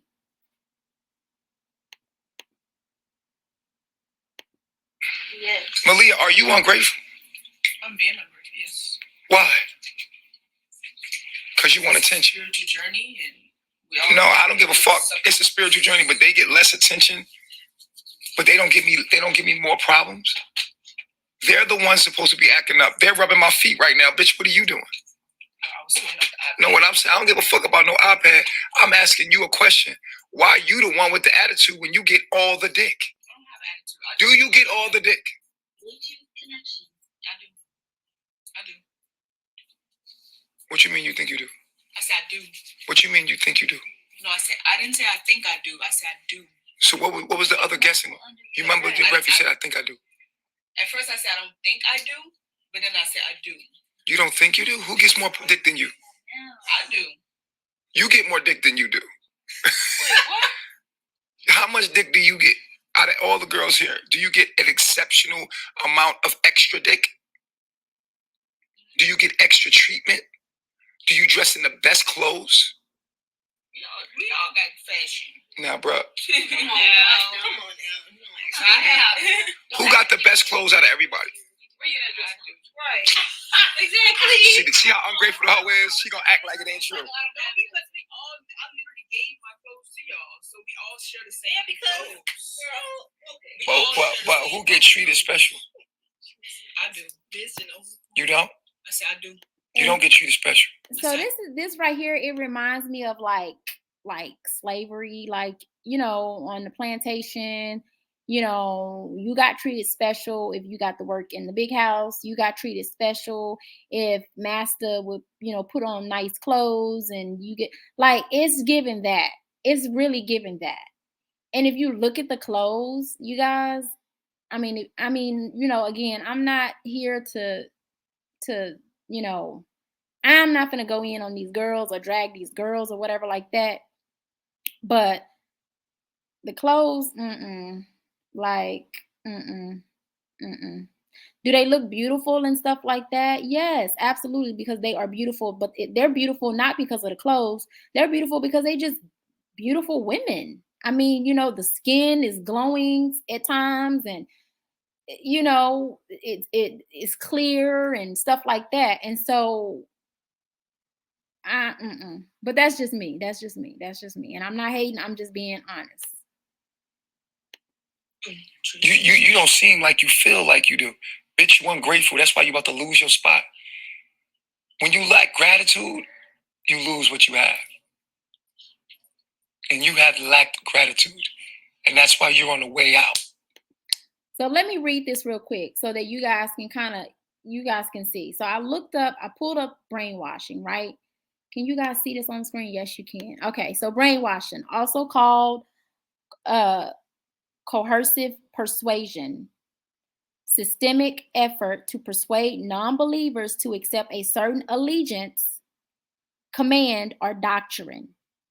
A colloquial term is more generally applied to any technique designed to manipulate human thought or action against the desire, will, or knowledge of the individual. By controlling the physical and social environment, an attempt is made to destroy loyalties to any unfavorable groups or individuals, to demonstrate the individual that his attitudes and patterns of thinking are incorrect and must be changed, and to develop loyalty and unquestioning obedience to the ruling party. All right. So basically what we just heard was how the brainwashing, you know, how they have to use manipulation, and basically, you know, they manipulate the person to come to the understanding that what they previously learned is incorrect, and that the new way that they're teaching them to think and learn is the correct way. And it starts by the changing of certain attitudes towards things, the changing of how they think about certain things. It starts with that. All right. It goes on to say that the term is most appropriately used in reference to a program of political or religious doctrination or ideological remolding. The techniques of brainwashing typically involve isolation. Okay, remember, what do they do? What does he do? He isolates the people in his group. He takes them to different countries. What did they do with Jim Jones? What did he do? He took these people over to Ghana. to a whole different country. They thinking that they're going to go over there and build a new society, build their own promised land. What did Nature Boy do? Took them to a different country. What does he do when he comes back to the States? He isolates them into a home. They can have no outside influences, no outside information coming in, no outside family. This is why he makes them cut off their family, or he encourages them to cut off their family, because he tells them that their family is in Babylon, and that their family way of life and the way that they think is in Babylon. All right. The term is most appropriately used in reference to a program or political or religious doctrination or ideological remolding. The techniques of brainwashing typically involve isolation from former associates and sources of information. What's he do? Cut them off from social media, cut them off from family, cut them off for things that they want to read or that they want to be in tune with, because they can only learn what he's putting out there to them. All right. Sources of information, exacting regimen, right? So there's an exact regimen that they have to live by, and it has to be Nature Boys. Now, understand what a regimen is. A regimen is something that you do every single time. It's like a face regimen, a hair regimen, whatever. Okay, requiring absolute obedience and humility. So again, he's teaching them to be obedient. And you're going to see in this video, and if you just type up Nature Boy, you'll find videos of the obedience that these girls and these guys under him, who are influenced by him, who have been brainwashed. There is complete obedience to his regimen. All right. Strong social pressures and rewards for cooperation. What is the reward? We're seeing it right now in this video where he rewards with using his penis with sex. I'll give you more attention. That's how he rewards them. Oh, I put you in the top spot. In a lot of videos, you'll hear him talking about the top spot. Every woman, even women that are not in cults, want to be in the top spot. Everybody want to be the main chick with a man. Everybody want to be his number one. Everybody want to be his only one. So he knows with women, this plays on women. This plays on the mentality of women, right? Everybody want to be the queen, right? Everybody want to be the king. Everybody want to be, nobody wants to be the side chick. And if you are the side chick, you know, you the top side chick. You're not side chick number 5. You side chick number 1. You know, it's a play on, again, and these are people who are very impressionable. They're young. You know, he's able to capture them by commonalities, escapism, telling them that if they can escape from this and get this, right? So strong social pressures and rewards for cooperation, physical and psychological punishments for non-cooperation. So that's how he punished them. He punishes them by physical and psychological, telling them that you ugly, don't nobody want you, you ain't gonna be nothing without me, I put you on the map, the only reason why you this, that, and the third is because of me. This all is brainwashing. This is how it starts. And like I said, we all on some level have went through this, right? I got to go out there and get this you know, $100,000 education, because if I don't, I ain't shit. I got to go out there and do this, because if I don't, I'm going to have this place in society. Right? Instead of getting to know you and what's in you and your skills that has been downloaded into you just by nature from God, instead of getting to know that, we look to people to tell us about that. And I know that there are a lot of people who are followers. That's just that's their way of thinking. That's their mentality. That's their personality. They need somebody to tell them what to do. And many women look for that, because I think innately, you know, we want a leader. We want somebody that's going to put us up on new things. We want somebody that's going to guide and lead us and help us, you know, become everything that we can be. By nature, I believe that women seek that by nature. And that those who don't seek that, it's because it's taught, or they put up certain factors to keep them from harm, because they've been harmed. Right? And so a lot of women look for that. So this is why we see these young girls gravitating to people like Nature Boy, gravitating to certain celebrities who are abusive, who are proven to be abusive, but they gravitate to that, right? They gravitate to certain abuses because that's what they locked into, that trauma bonding. That means people bond over their trauma. And even with me, sometimes I notice, like when it comes to, Black people being mistreated, Black people being, taken advantage of, Black people being shot down, killed, murdered, different things like that. That's trauma. And I instantly gravitate towards that. My attention goes straight to that because I'm like, I want the best for my people. But that can be very dangerous because what can end up happening, and what we see happen a lot of times, is we become warriors for a cause that ain't even a warrior for us and our cause.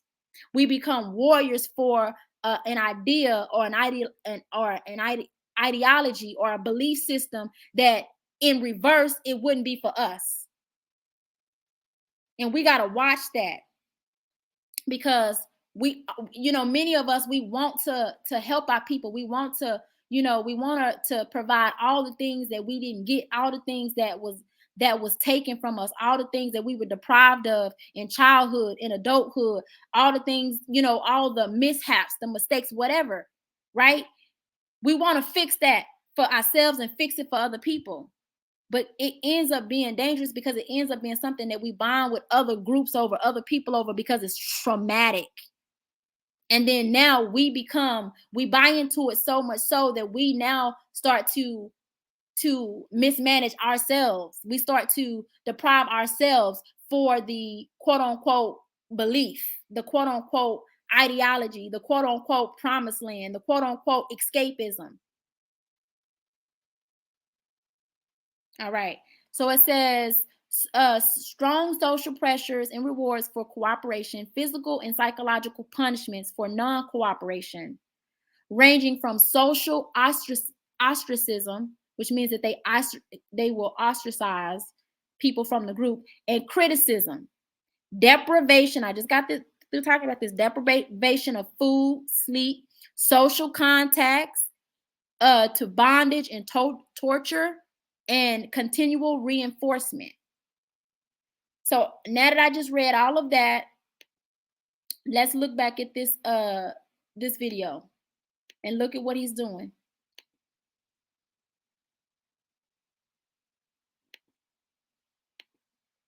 You're ungrateful, ho. Don't nobody owe you shit. Don't nobody owe you shit, Malia. You got to work in real life. You're not that beautiful that a nigga gonna bag on you. You're not that bad. You just not. I mean, being all the way honest with you. A nigga ain't gonna bag on you the way I'm doing. A nigga ain't gonna take care of you like you gonna work at Walmart, bitch. You gonna be some late night pussy, or nigga, you might get a relationship with a broke nigga, but ain't nobody about to bag on you. You not that bad, Malia. You really not that bad. You really not that bad. I'm really treating you. And the reason why he's telling Malia this is because Malia, for whatever reason, is not cooperating with what he wants her to cooperate with. So now this is a form of breaking her down. This is a form of breaking her confidence. This is a form of breaking her mind. And you do this, what happens is cult leaders, it's an up and down.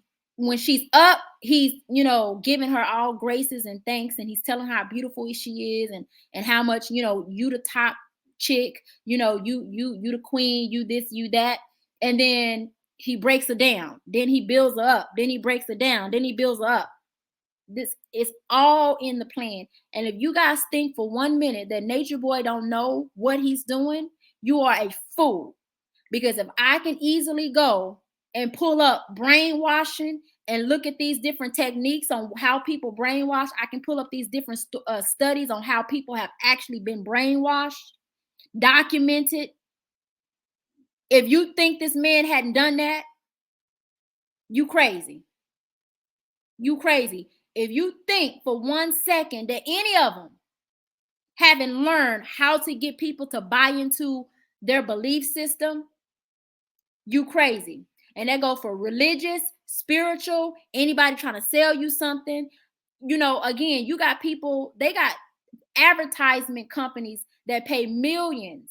The reason why YouTube right now is free, while we don't have to pay YouTube to add videos, and we can make, well, not we, I don't make money off of these videos, but certain people can make money off of videos, is because there are advertisement companies that pay YouTube to advertise on YouTube. So YouTube is free. Same with Facebook, same with Instagram, same with all of them.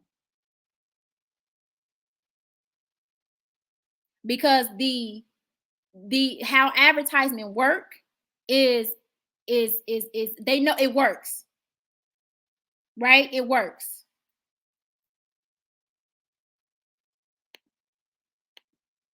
Like your position you're in is for a bad bitch. It's for a bitch that's the real deal, bitch. You literally a model for her position. And that's a whole fucking fact.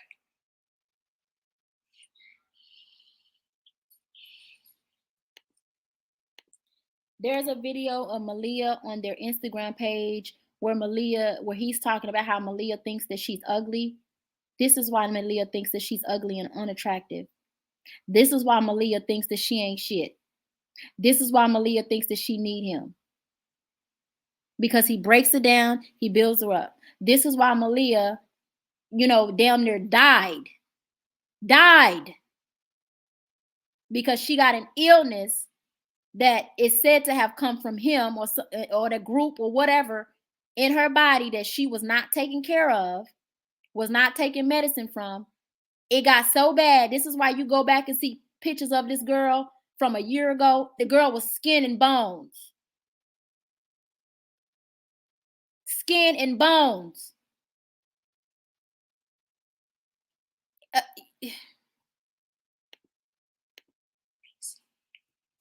So stop playing like you need special attention and act like the rest of these hoes and be grateful that you're here, because they're very grateful. See the attitude on her face? What? Say, ooh, that was a good one. Let's make some sense back into it.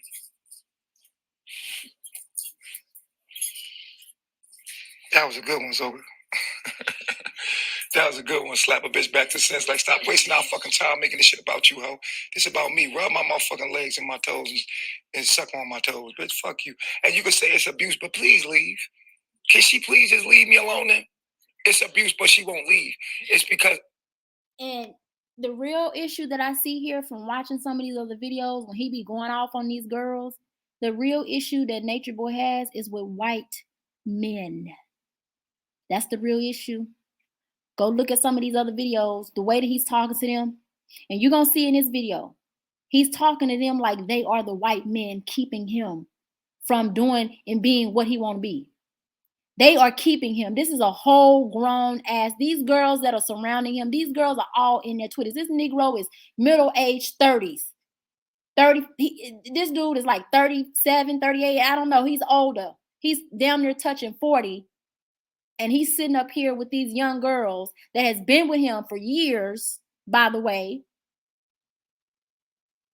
that, he's been doing this to, right?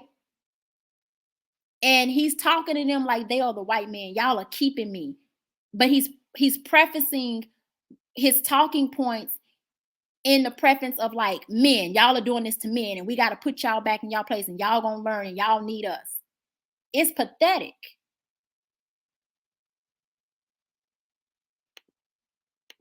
It's mind control. But bitch, it ain't that much mind control in the world, bitch. You doing it to yourself at this point. If a bitch smack me, I'm gone. Actually, it is mind control. For those people who think that it's not, go look it up. There are study after study. There's research after research. Brainwashing people is real. It does exist. It has happened in the past. And you guys can say, oh, well, these people are stupid. Oh, they weak-minded, whatever. But I'm going to tell you something. When you are a predator and you out here looking for people who have been harmed, hurt, you out here looking for people who you can get buy into an ideology.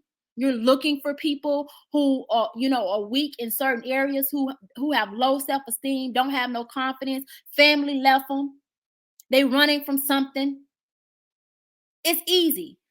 There was a saying when I was going up to the schools as a therapist, as a counselor, and I'm going up to these schools on behalf of Black children, and I'm going back and forth with these principals and assistant principals and people in these schools, the administration in these schools about children. And one of the things that I would always say is, you are expecting a child who is in so many words deprived at home, right, to come sit in a classroom where they got all kind of hell breaking loose at home.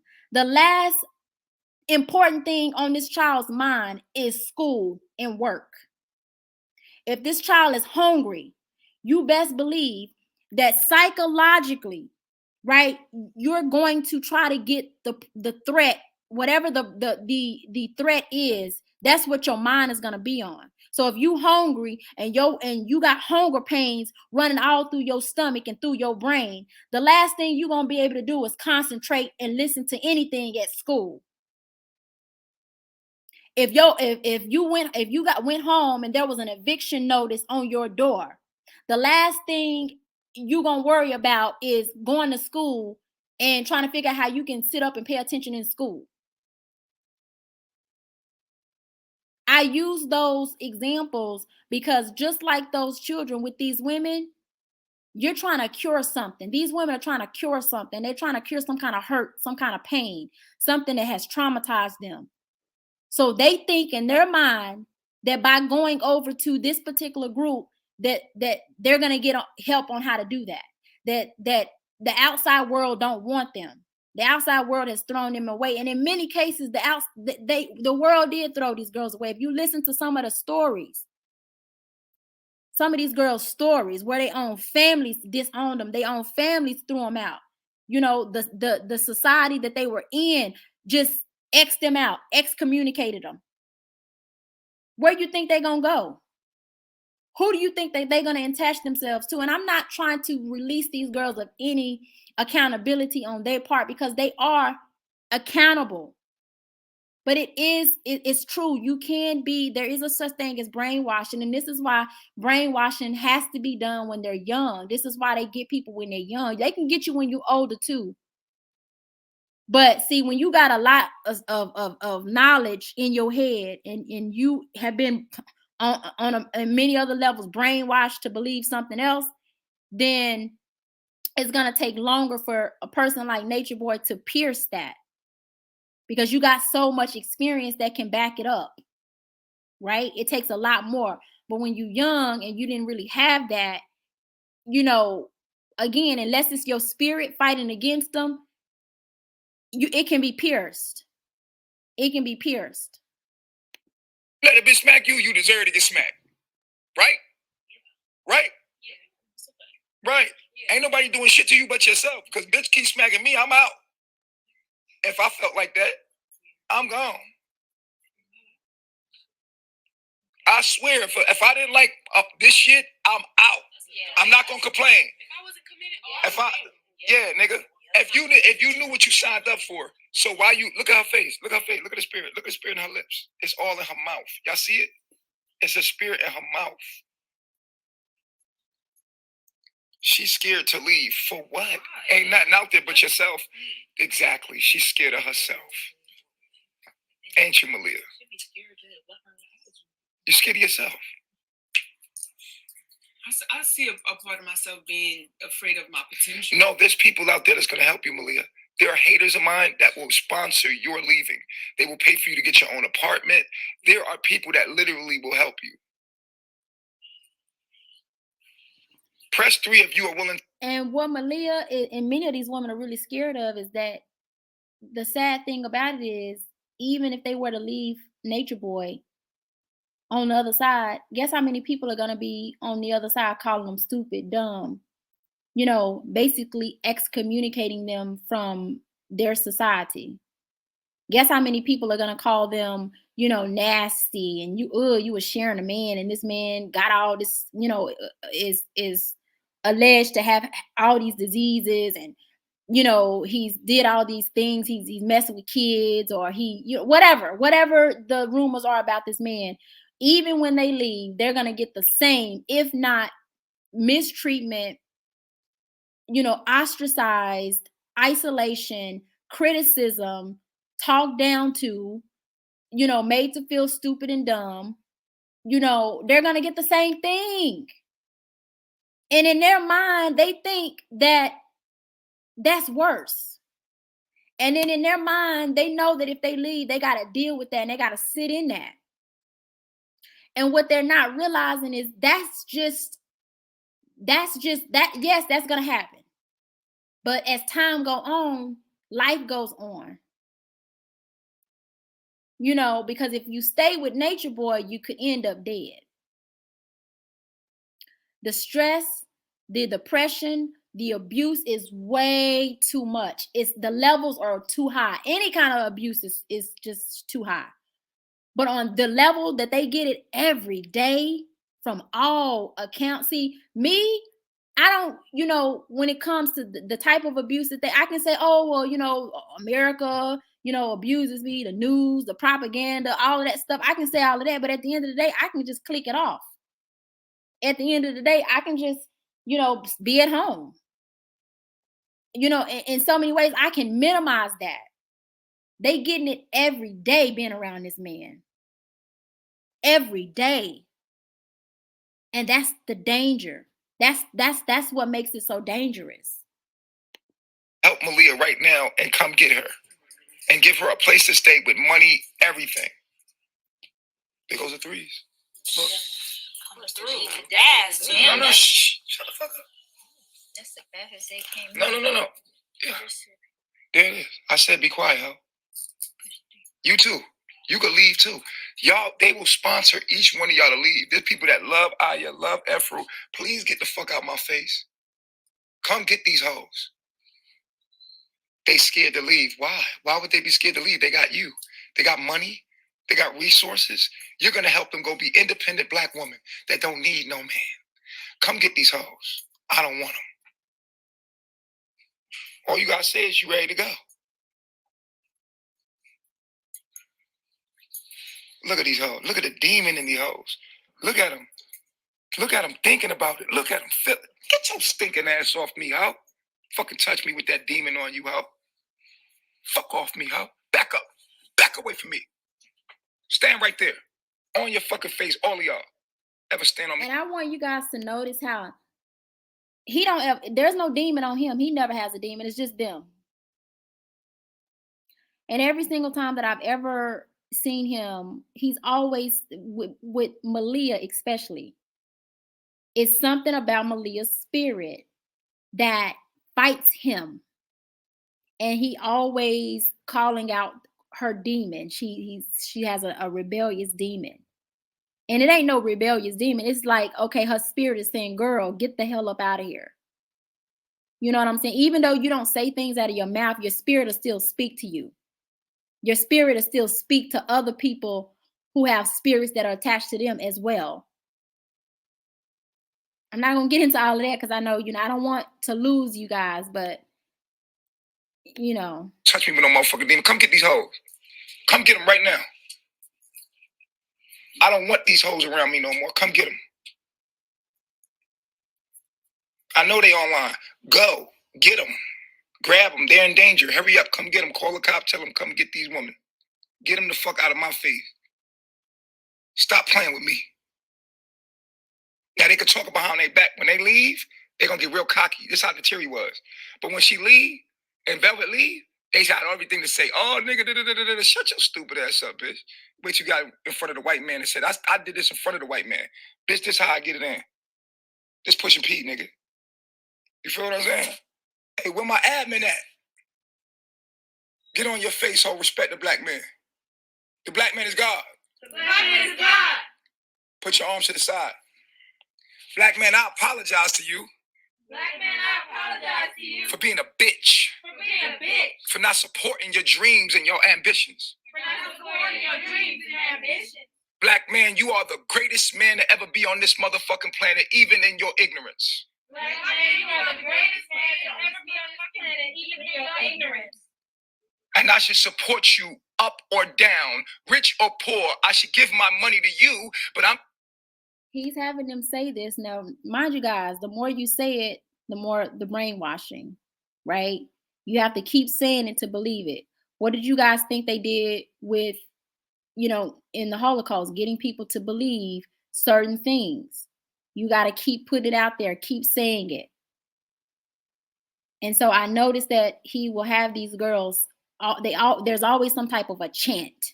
There's always some type of a, he's getting them to say this because he's trying to put that into their brain. He knows that if he can put that into their brain, he can put that into their spirit, it will resonate. And you just keep saying it and keep saying it and keep saying it. And listen to what he's having them say. The black man is God. See, again, he is pushing out really what he wants from the white man. He wants to be God in the white man's society.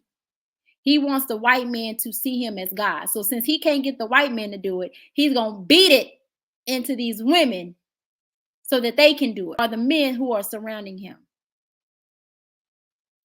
He wants to be God, but see, the only way he can be God is if he creates an environment such as this, because he knows outside of this, he can't be God. Hence, he just got his dough kicked in. Hence, he's sitting in jail right now. Hence, all the phone calls that we see of him calling from jail, what is he doing? He ain't God.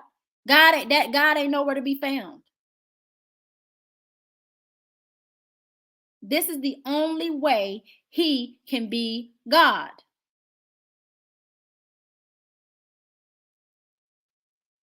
This is the only way. There ain't no other way. The only way this man can be, the black man is God, is if he creates this type of environment, because outside of this environment, he ain't shit. Outside of this environment, and he'll tell you himself, outside of this environment, he know that walking around in society, he's looked at as another stereotype. He's looked at as a non-working, creating all these kids with different women, racking up diseases, giving people diseases, allegedly, con artists, scamming, just the most horrific stereotypes that are attached to a black man.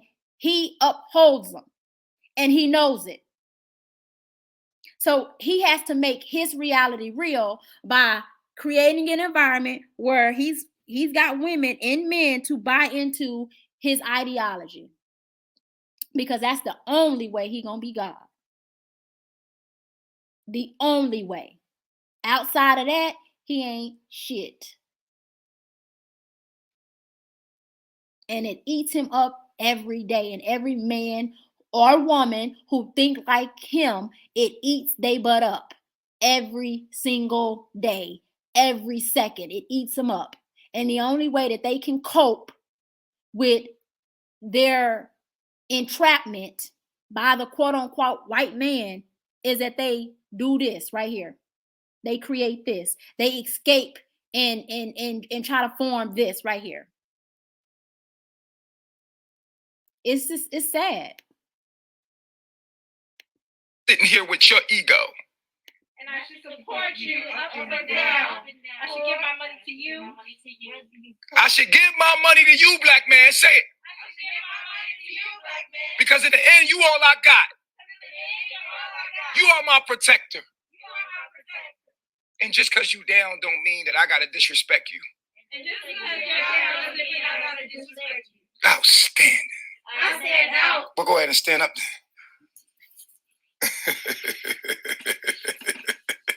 Outstanding. Bitch, if you ever stand over me, I will.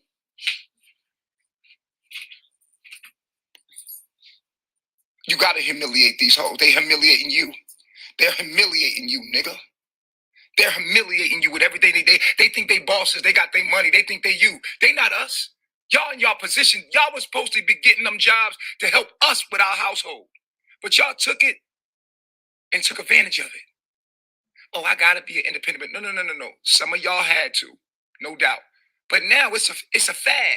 Fuck these niggas, girl. Get that bag and motherfucking do your own thing. Fuck on these niggas for the what? Wait a minute. You were given equal rights to help us, ho.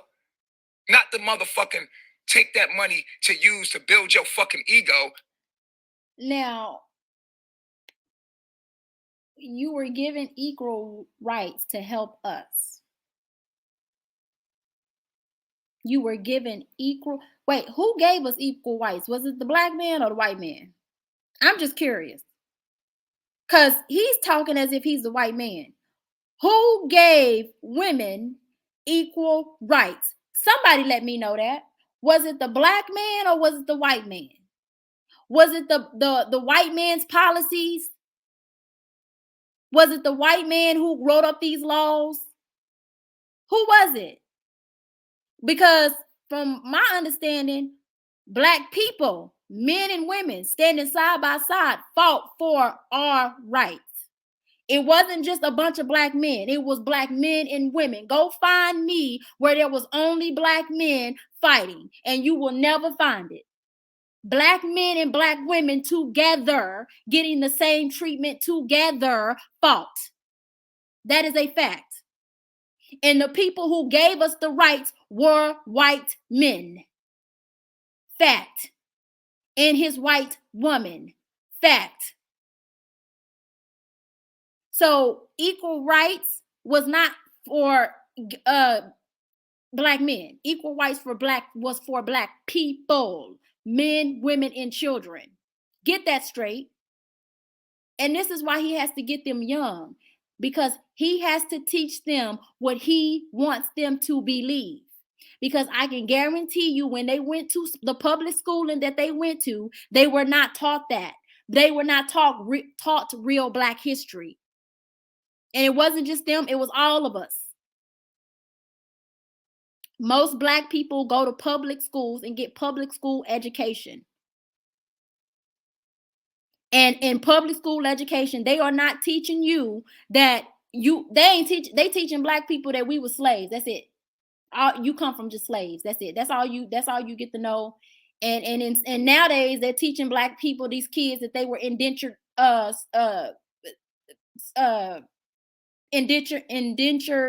helpers, people that was volunteering to help, or some mess like that. So again, it's like, dude, what? That's why I tell you guys, he's yelling and screaming at these women, but if you really listen to what he's saying, he's saying it as if he's talking to the white man, or as if he is the white man. And use the government for the lack of your manhood. You use the government for the lack of your manhood, because you're not a man. I'm the man. I'm God. I was here before the white man, and I'm gonna be here after.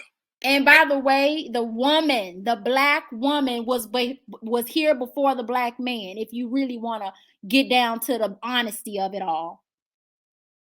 Okay, for those of you guys who believe in the Bible, there are many, many, many, many, many teachings and studies that even go before the even Bible. And this is not about who's right or wrong. I don't get into those conversations. They are time wasting. To be honest with you, I don't get into those conversations. It's time wasting. People sitting up arguing about religion and what religious beliefs. I don't get into that. It's time wasting. But it's a fact. If you want to look at factual documentation, factual evidence, okay, there were teachings here. There is studies here. There's proof here that the very first born person, the first person that we know of, was a black woman. Go look it up.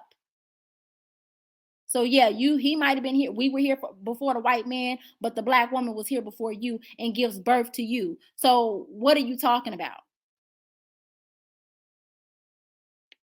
Whoever motherfucker forget it. They could kill me right now, but they better kiss my ass in the process, motherfucker. Look how he's talking. They could kill me right now, but they better kiss my ass. He's talking to the white man, but he's talking to them, but he sees them as the white man, because he's mad at the white man, because he's taking out all his anger and aggression about the white man on these women. And instead of him going out there being a man and telling the white man, see, when the white man kicked in his door, he wasn't saying none of this. I guarantee you his ass sitting up in jail right now, he ain't telling the white men this to their face. See, it's easy to get online and talk about the white man, but when the white man up in your butt and they done got all up in your house and they done kick your door in and they dragging you out of your house, and that go for all of them. They dragging you up out of your house. You ain't telling the white men that. Now, let's just be real here.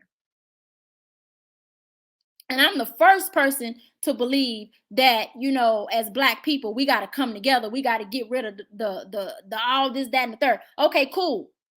But at the end of the day, what we see is what we see. And what we see right now is him taking all his transgressions out on these women as if they are the white man.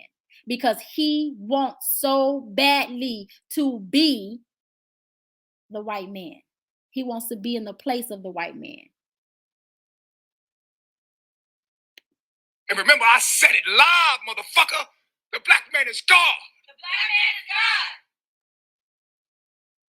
I'd rather die a motherfucking hero than to fucking die a zero and be a coward like these motherfuckers that can't speak up for who the fuck they really are.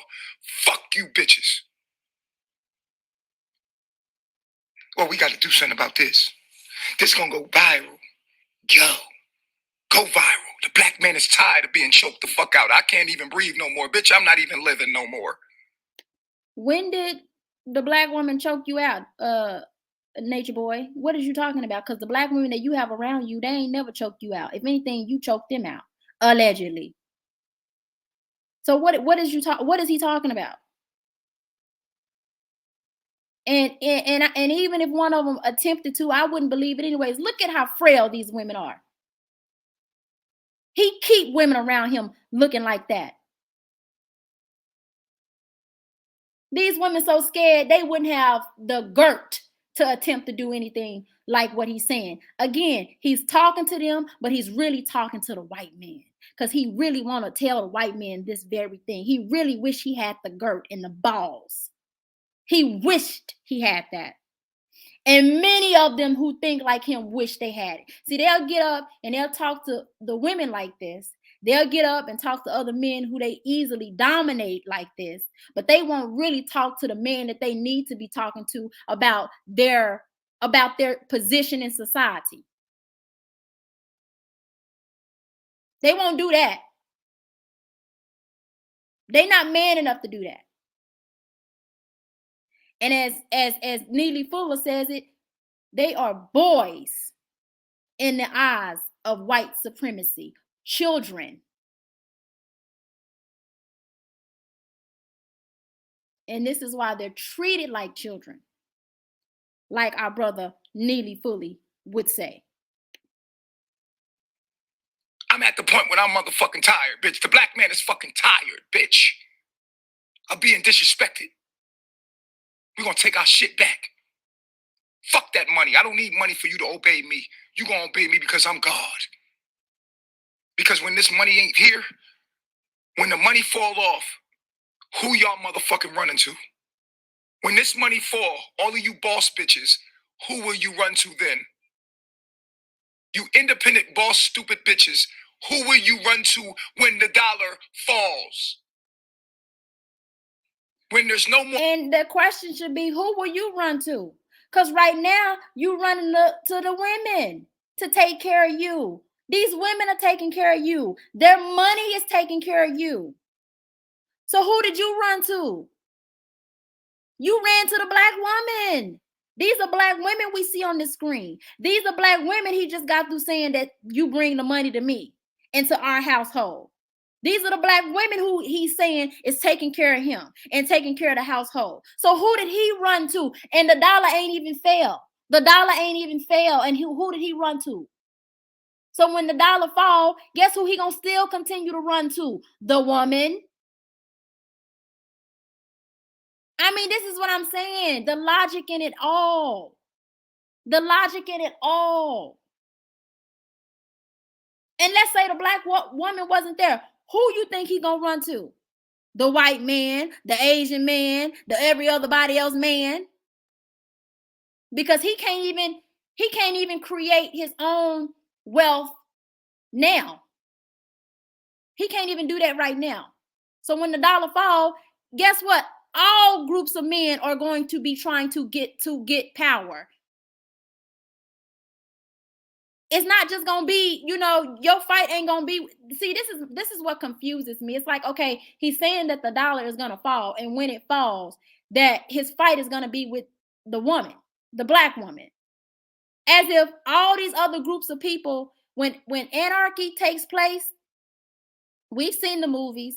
When anarchy takes place, it's everybody for themselves, and when anarchy takes place, the men from different groups are going to be trying to take power. So you won't have to worry about the women killing you. You're going to have to worry about these other men. So the fact that his attention is solely on the woman tells you everything that you need to know about his mindset. He don't want to go against the men. He don't want to go against the man right now today, the man that's got his butt locked up. He want to go against the woman because why? The women and children are the easier targets.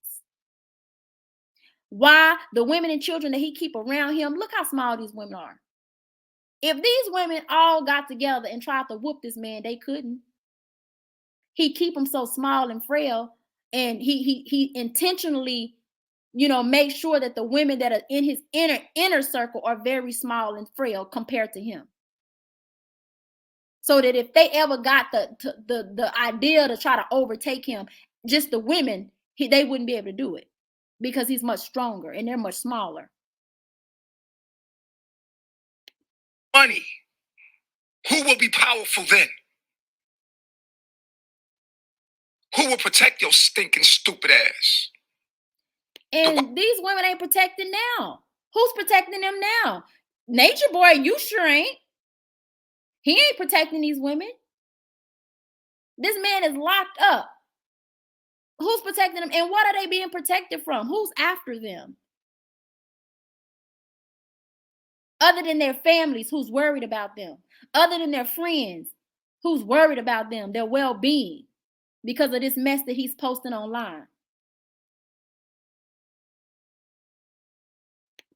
Man, it won't be there. Won't be no 911 then, ho. Can't call the government. Won't be no court system or nothing, bitch. It'll just be anarchy, and you'll be you and your man, who is very angry.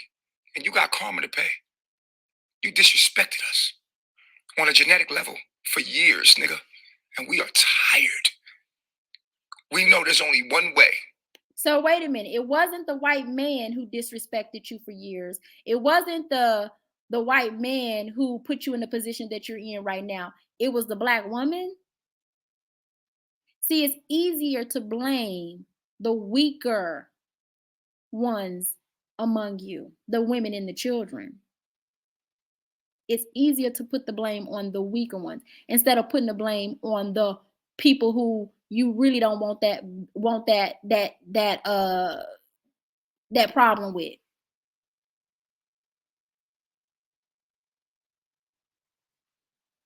And my thing about this whole thing is I have, I ain't never really just bought into anybody that talks like this that I've seen online and all that kind of stuff, from the different people in the religious groups and the men in these different groups and all this. I don't even pay that stuff no attention. None of that stuff comes up on my, I don't hear none of it.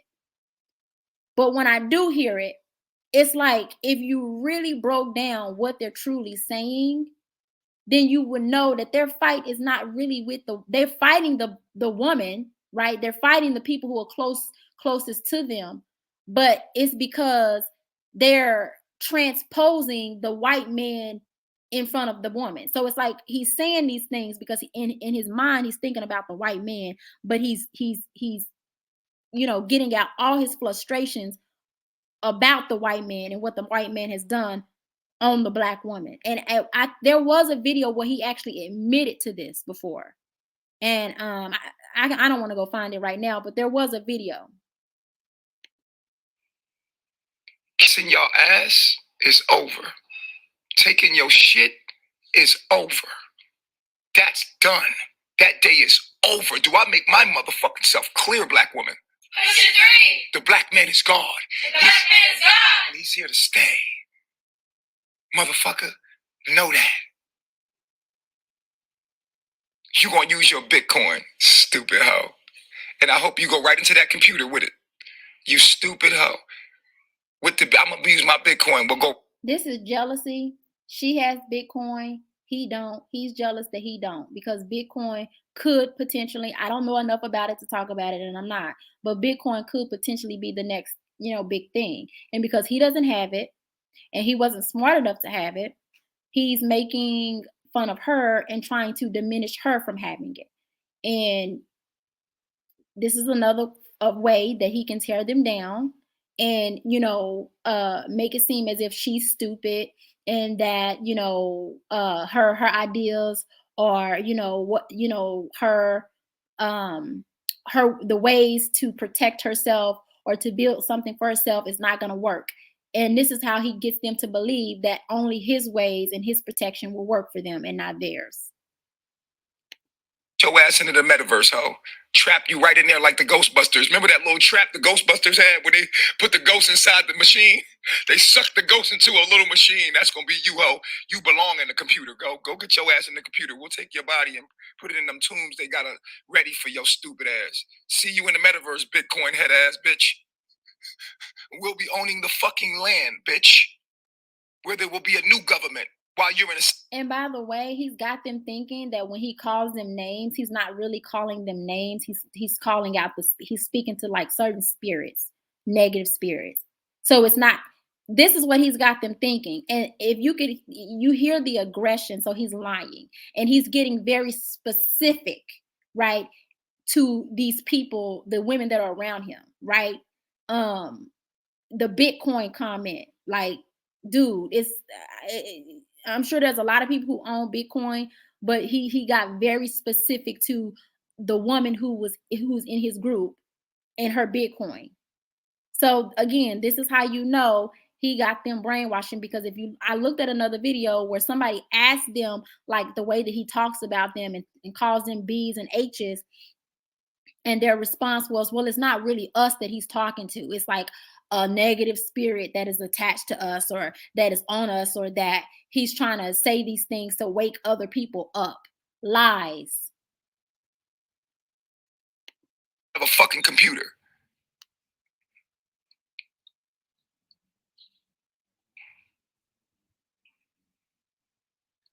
You'll be using your Bitcoin with what government?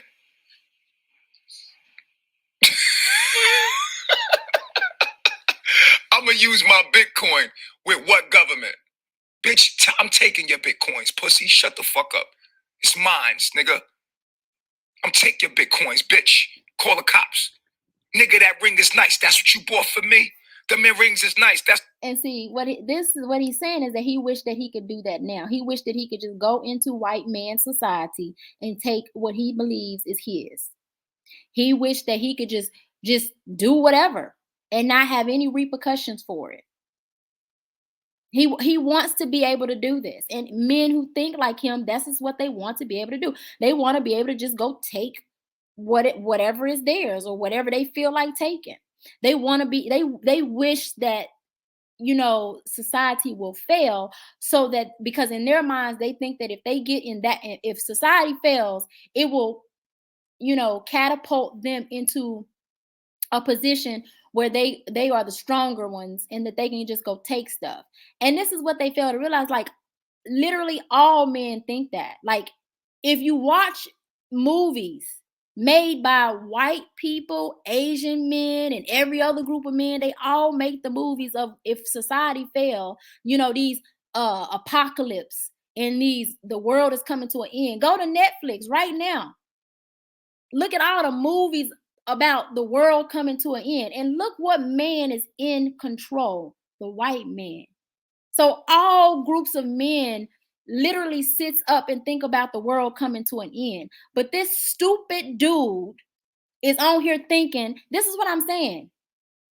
He thinks that if the world fails, that somehow he's going to get catapulted up to a power position where he's now going to be more powerful because he's stronger than the white man or the other groups of men. Not realizing that other groups of men, the reason why we see these movies made where the world is coming to an end, and we see these movies of how they thinking about science way 20, 30, 40, 50 years in advance. They done already thought out this shit. So you truly think that you and your little tired mind is going to be able to outdo what other groups of men have? They didn't thought about this stuff way in advance. They're preparing for this stuff right now. I mean, it's like, and this is not to say that the black man can't be, the victors in, a failed society or anything like that. To be honest with you, I can't speak on that. I can speak on that from like what I know and understand from right now, but I ain't never studied this stuff. I don't know. I can tell you what I see, and what I see is all groups of men, fantasize about the world coming to an end. Look at all the movies that are made. Right? Look at all the movies that are made, and even the movies that are made with a black man, like with the movie that Will Smith is in. Will Smith with what is it? I Am Legend, where the world came to an end. And look at who he was protecting, a white woman. And look at who he sacrificed himself for, a white woman. White society. She was going to go and get with other groups of people. And when she went and found that other land, who was it? A bunch of white people.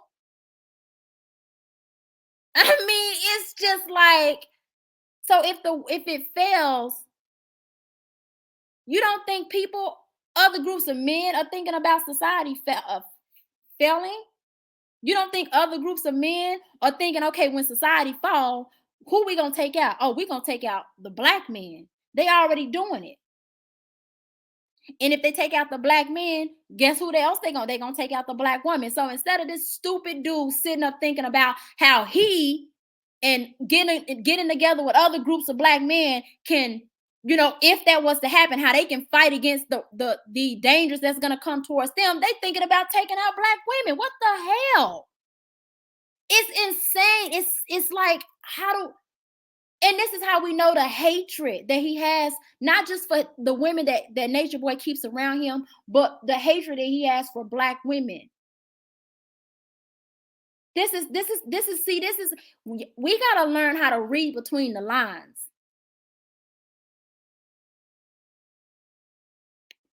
You bought for me.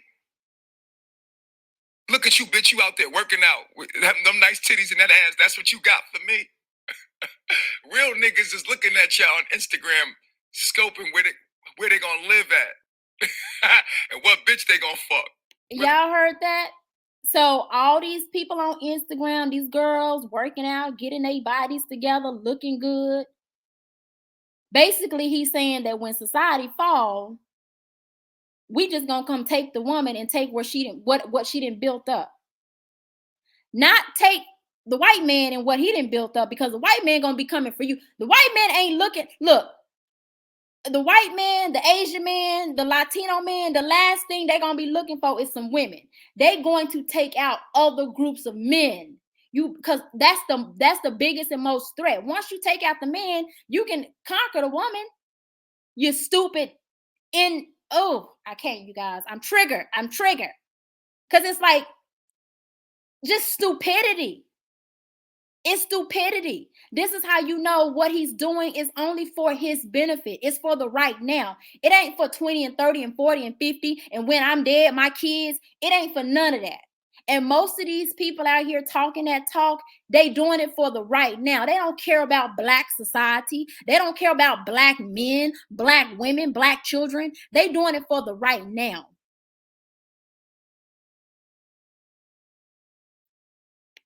You like it or not. Real niggas looking at y'all like a catalog. I know I ain't got no fucking admin, True.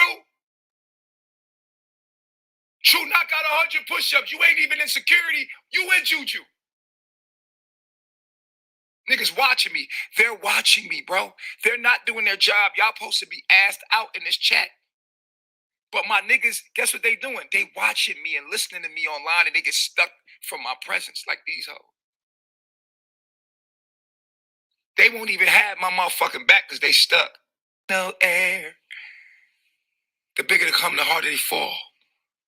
I'll take your breath, nigga.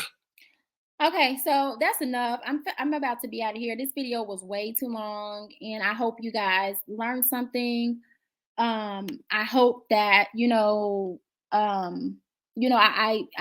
made you guys think about something. I am wanting to know what your thoughts are, your comments are. I know the video was long. You guys can kind of just break it up yourself. So, watch an hour of it, come back, later, watch another hour, and then watch the last, bit of it or whatever.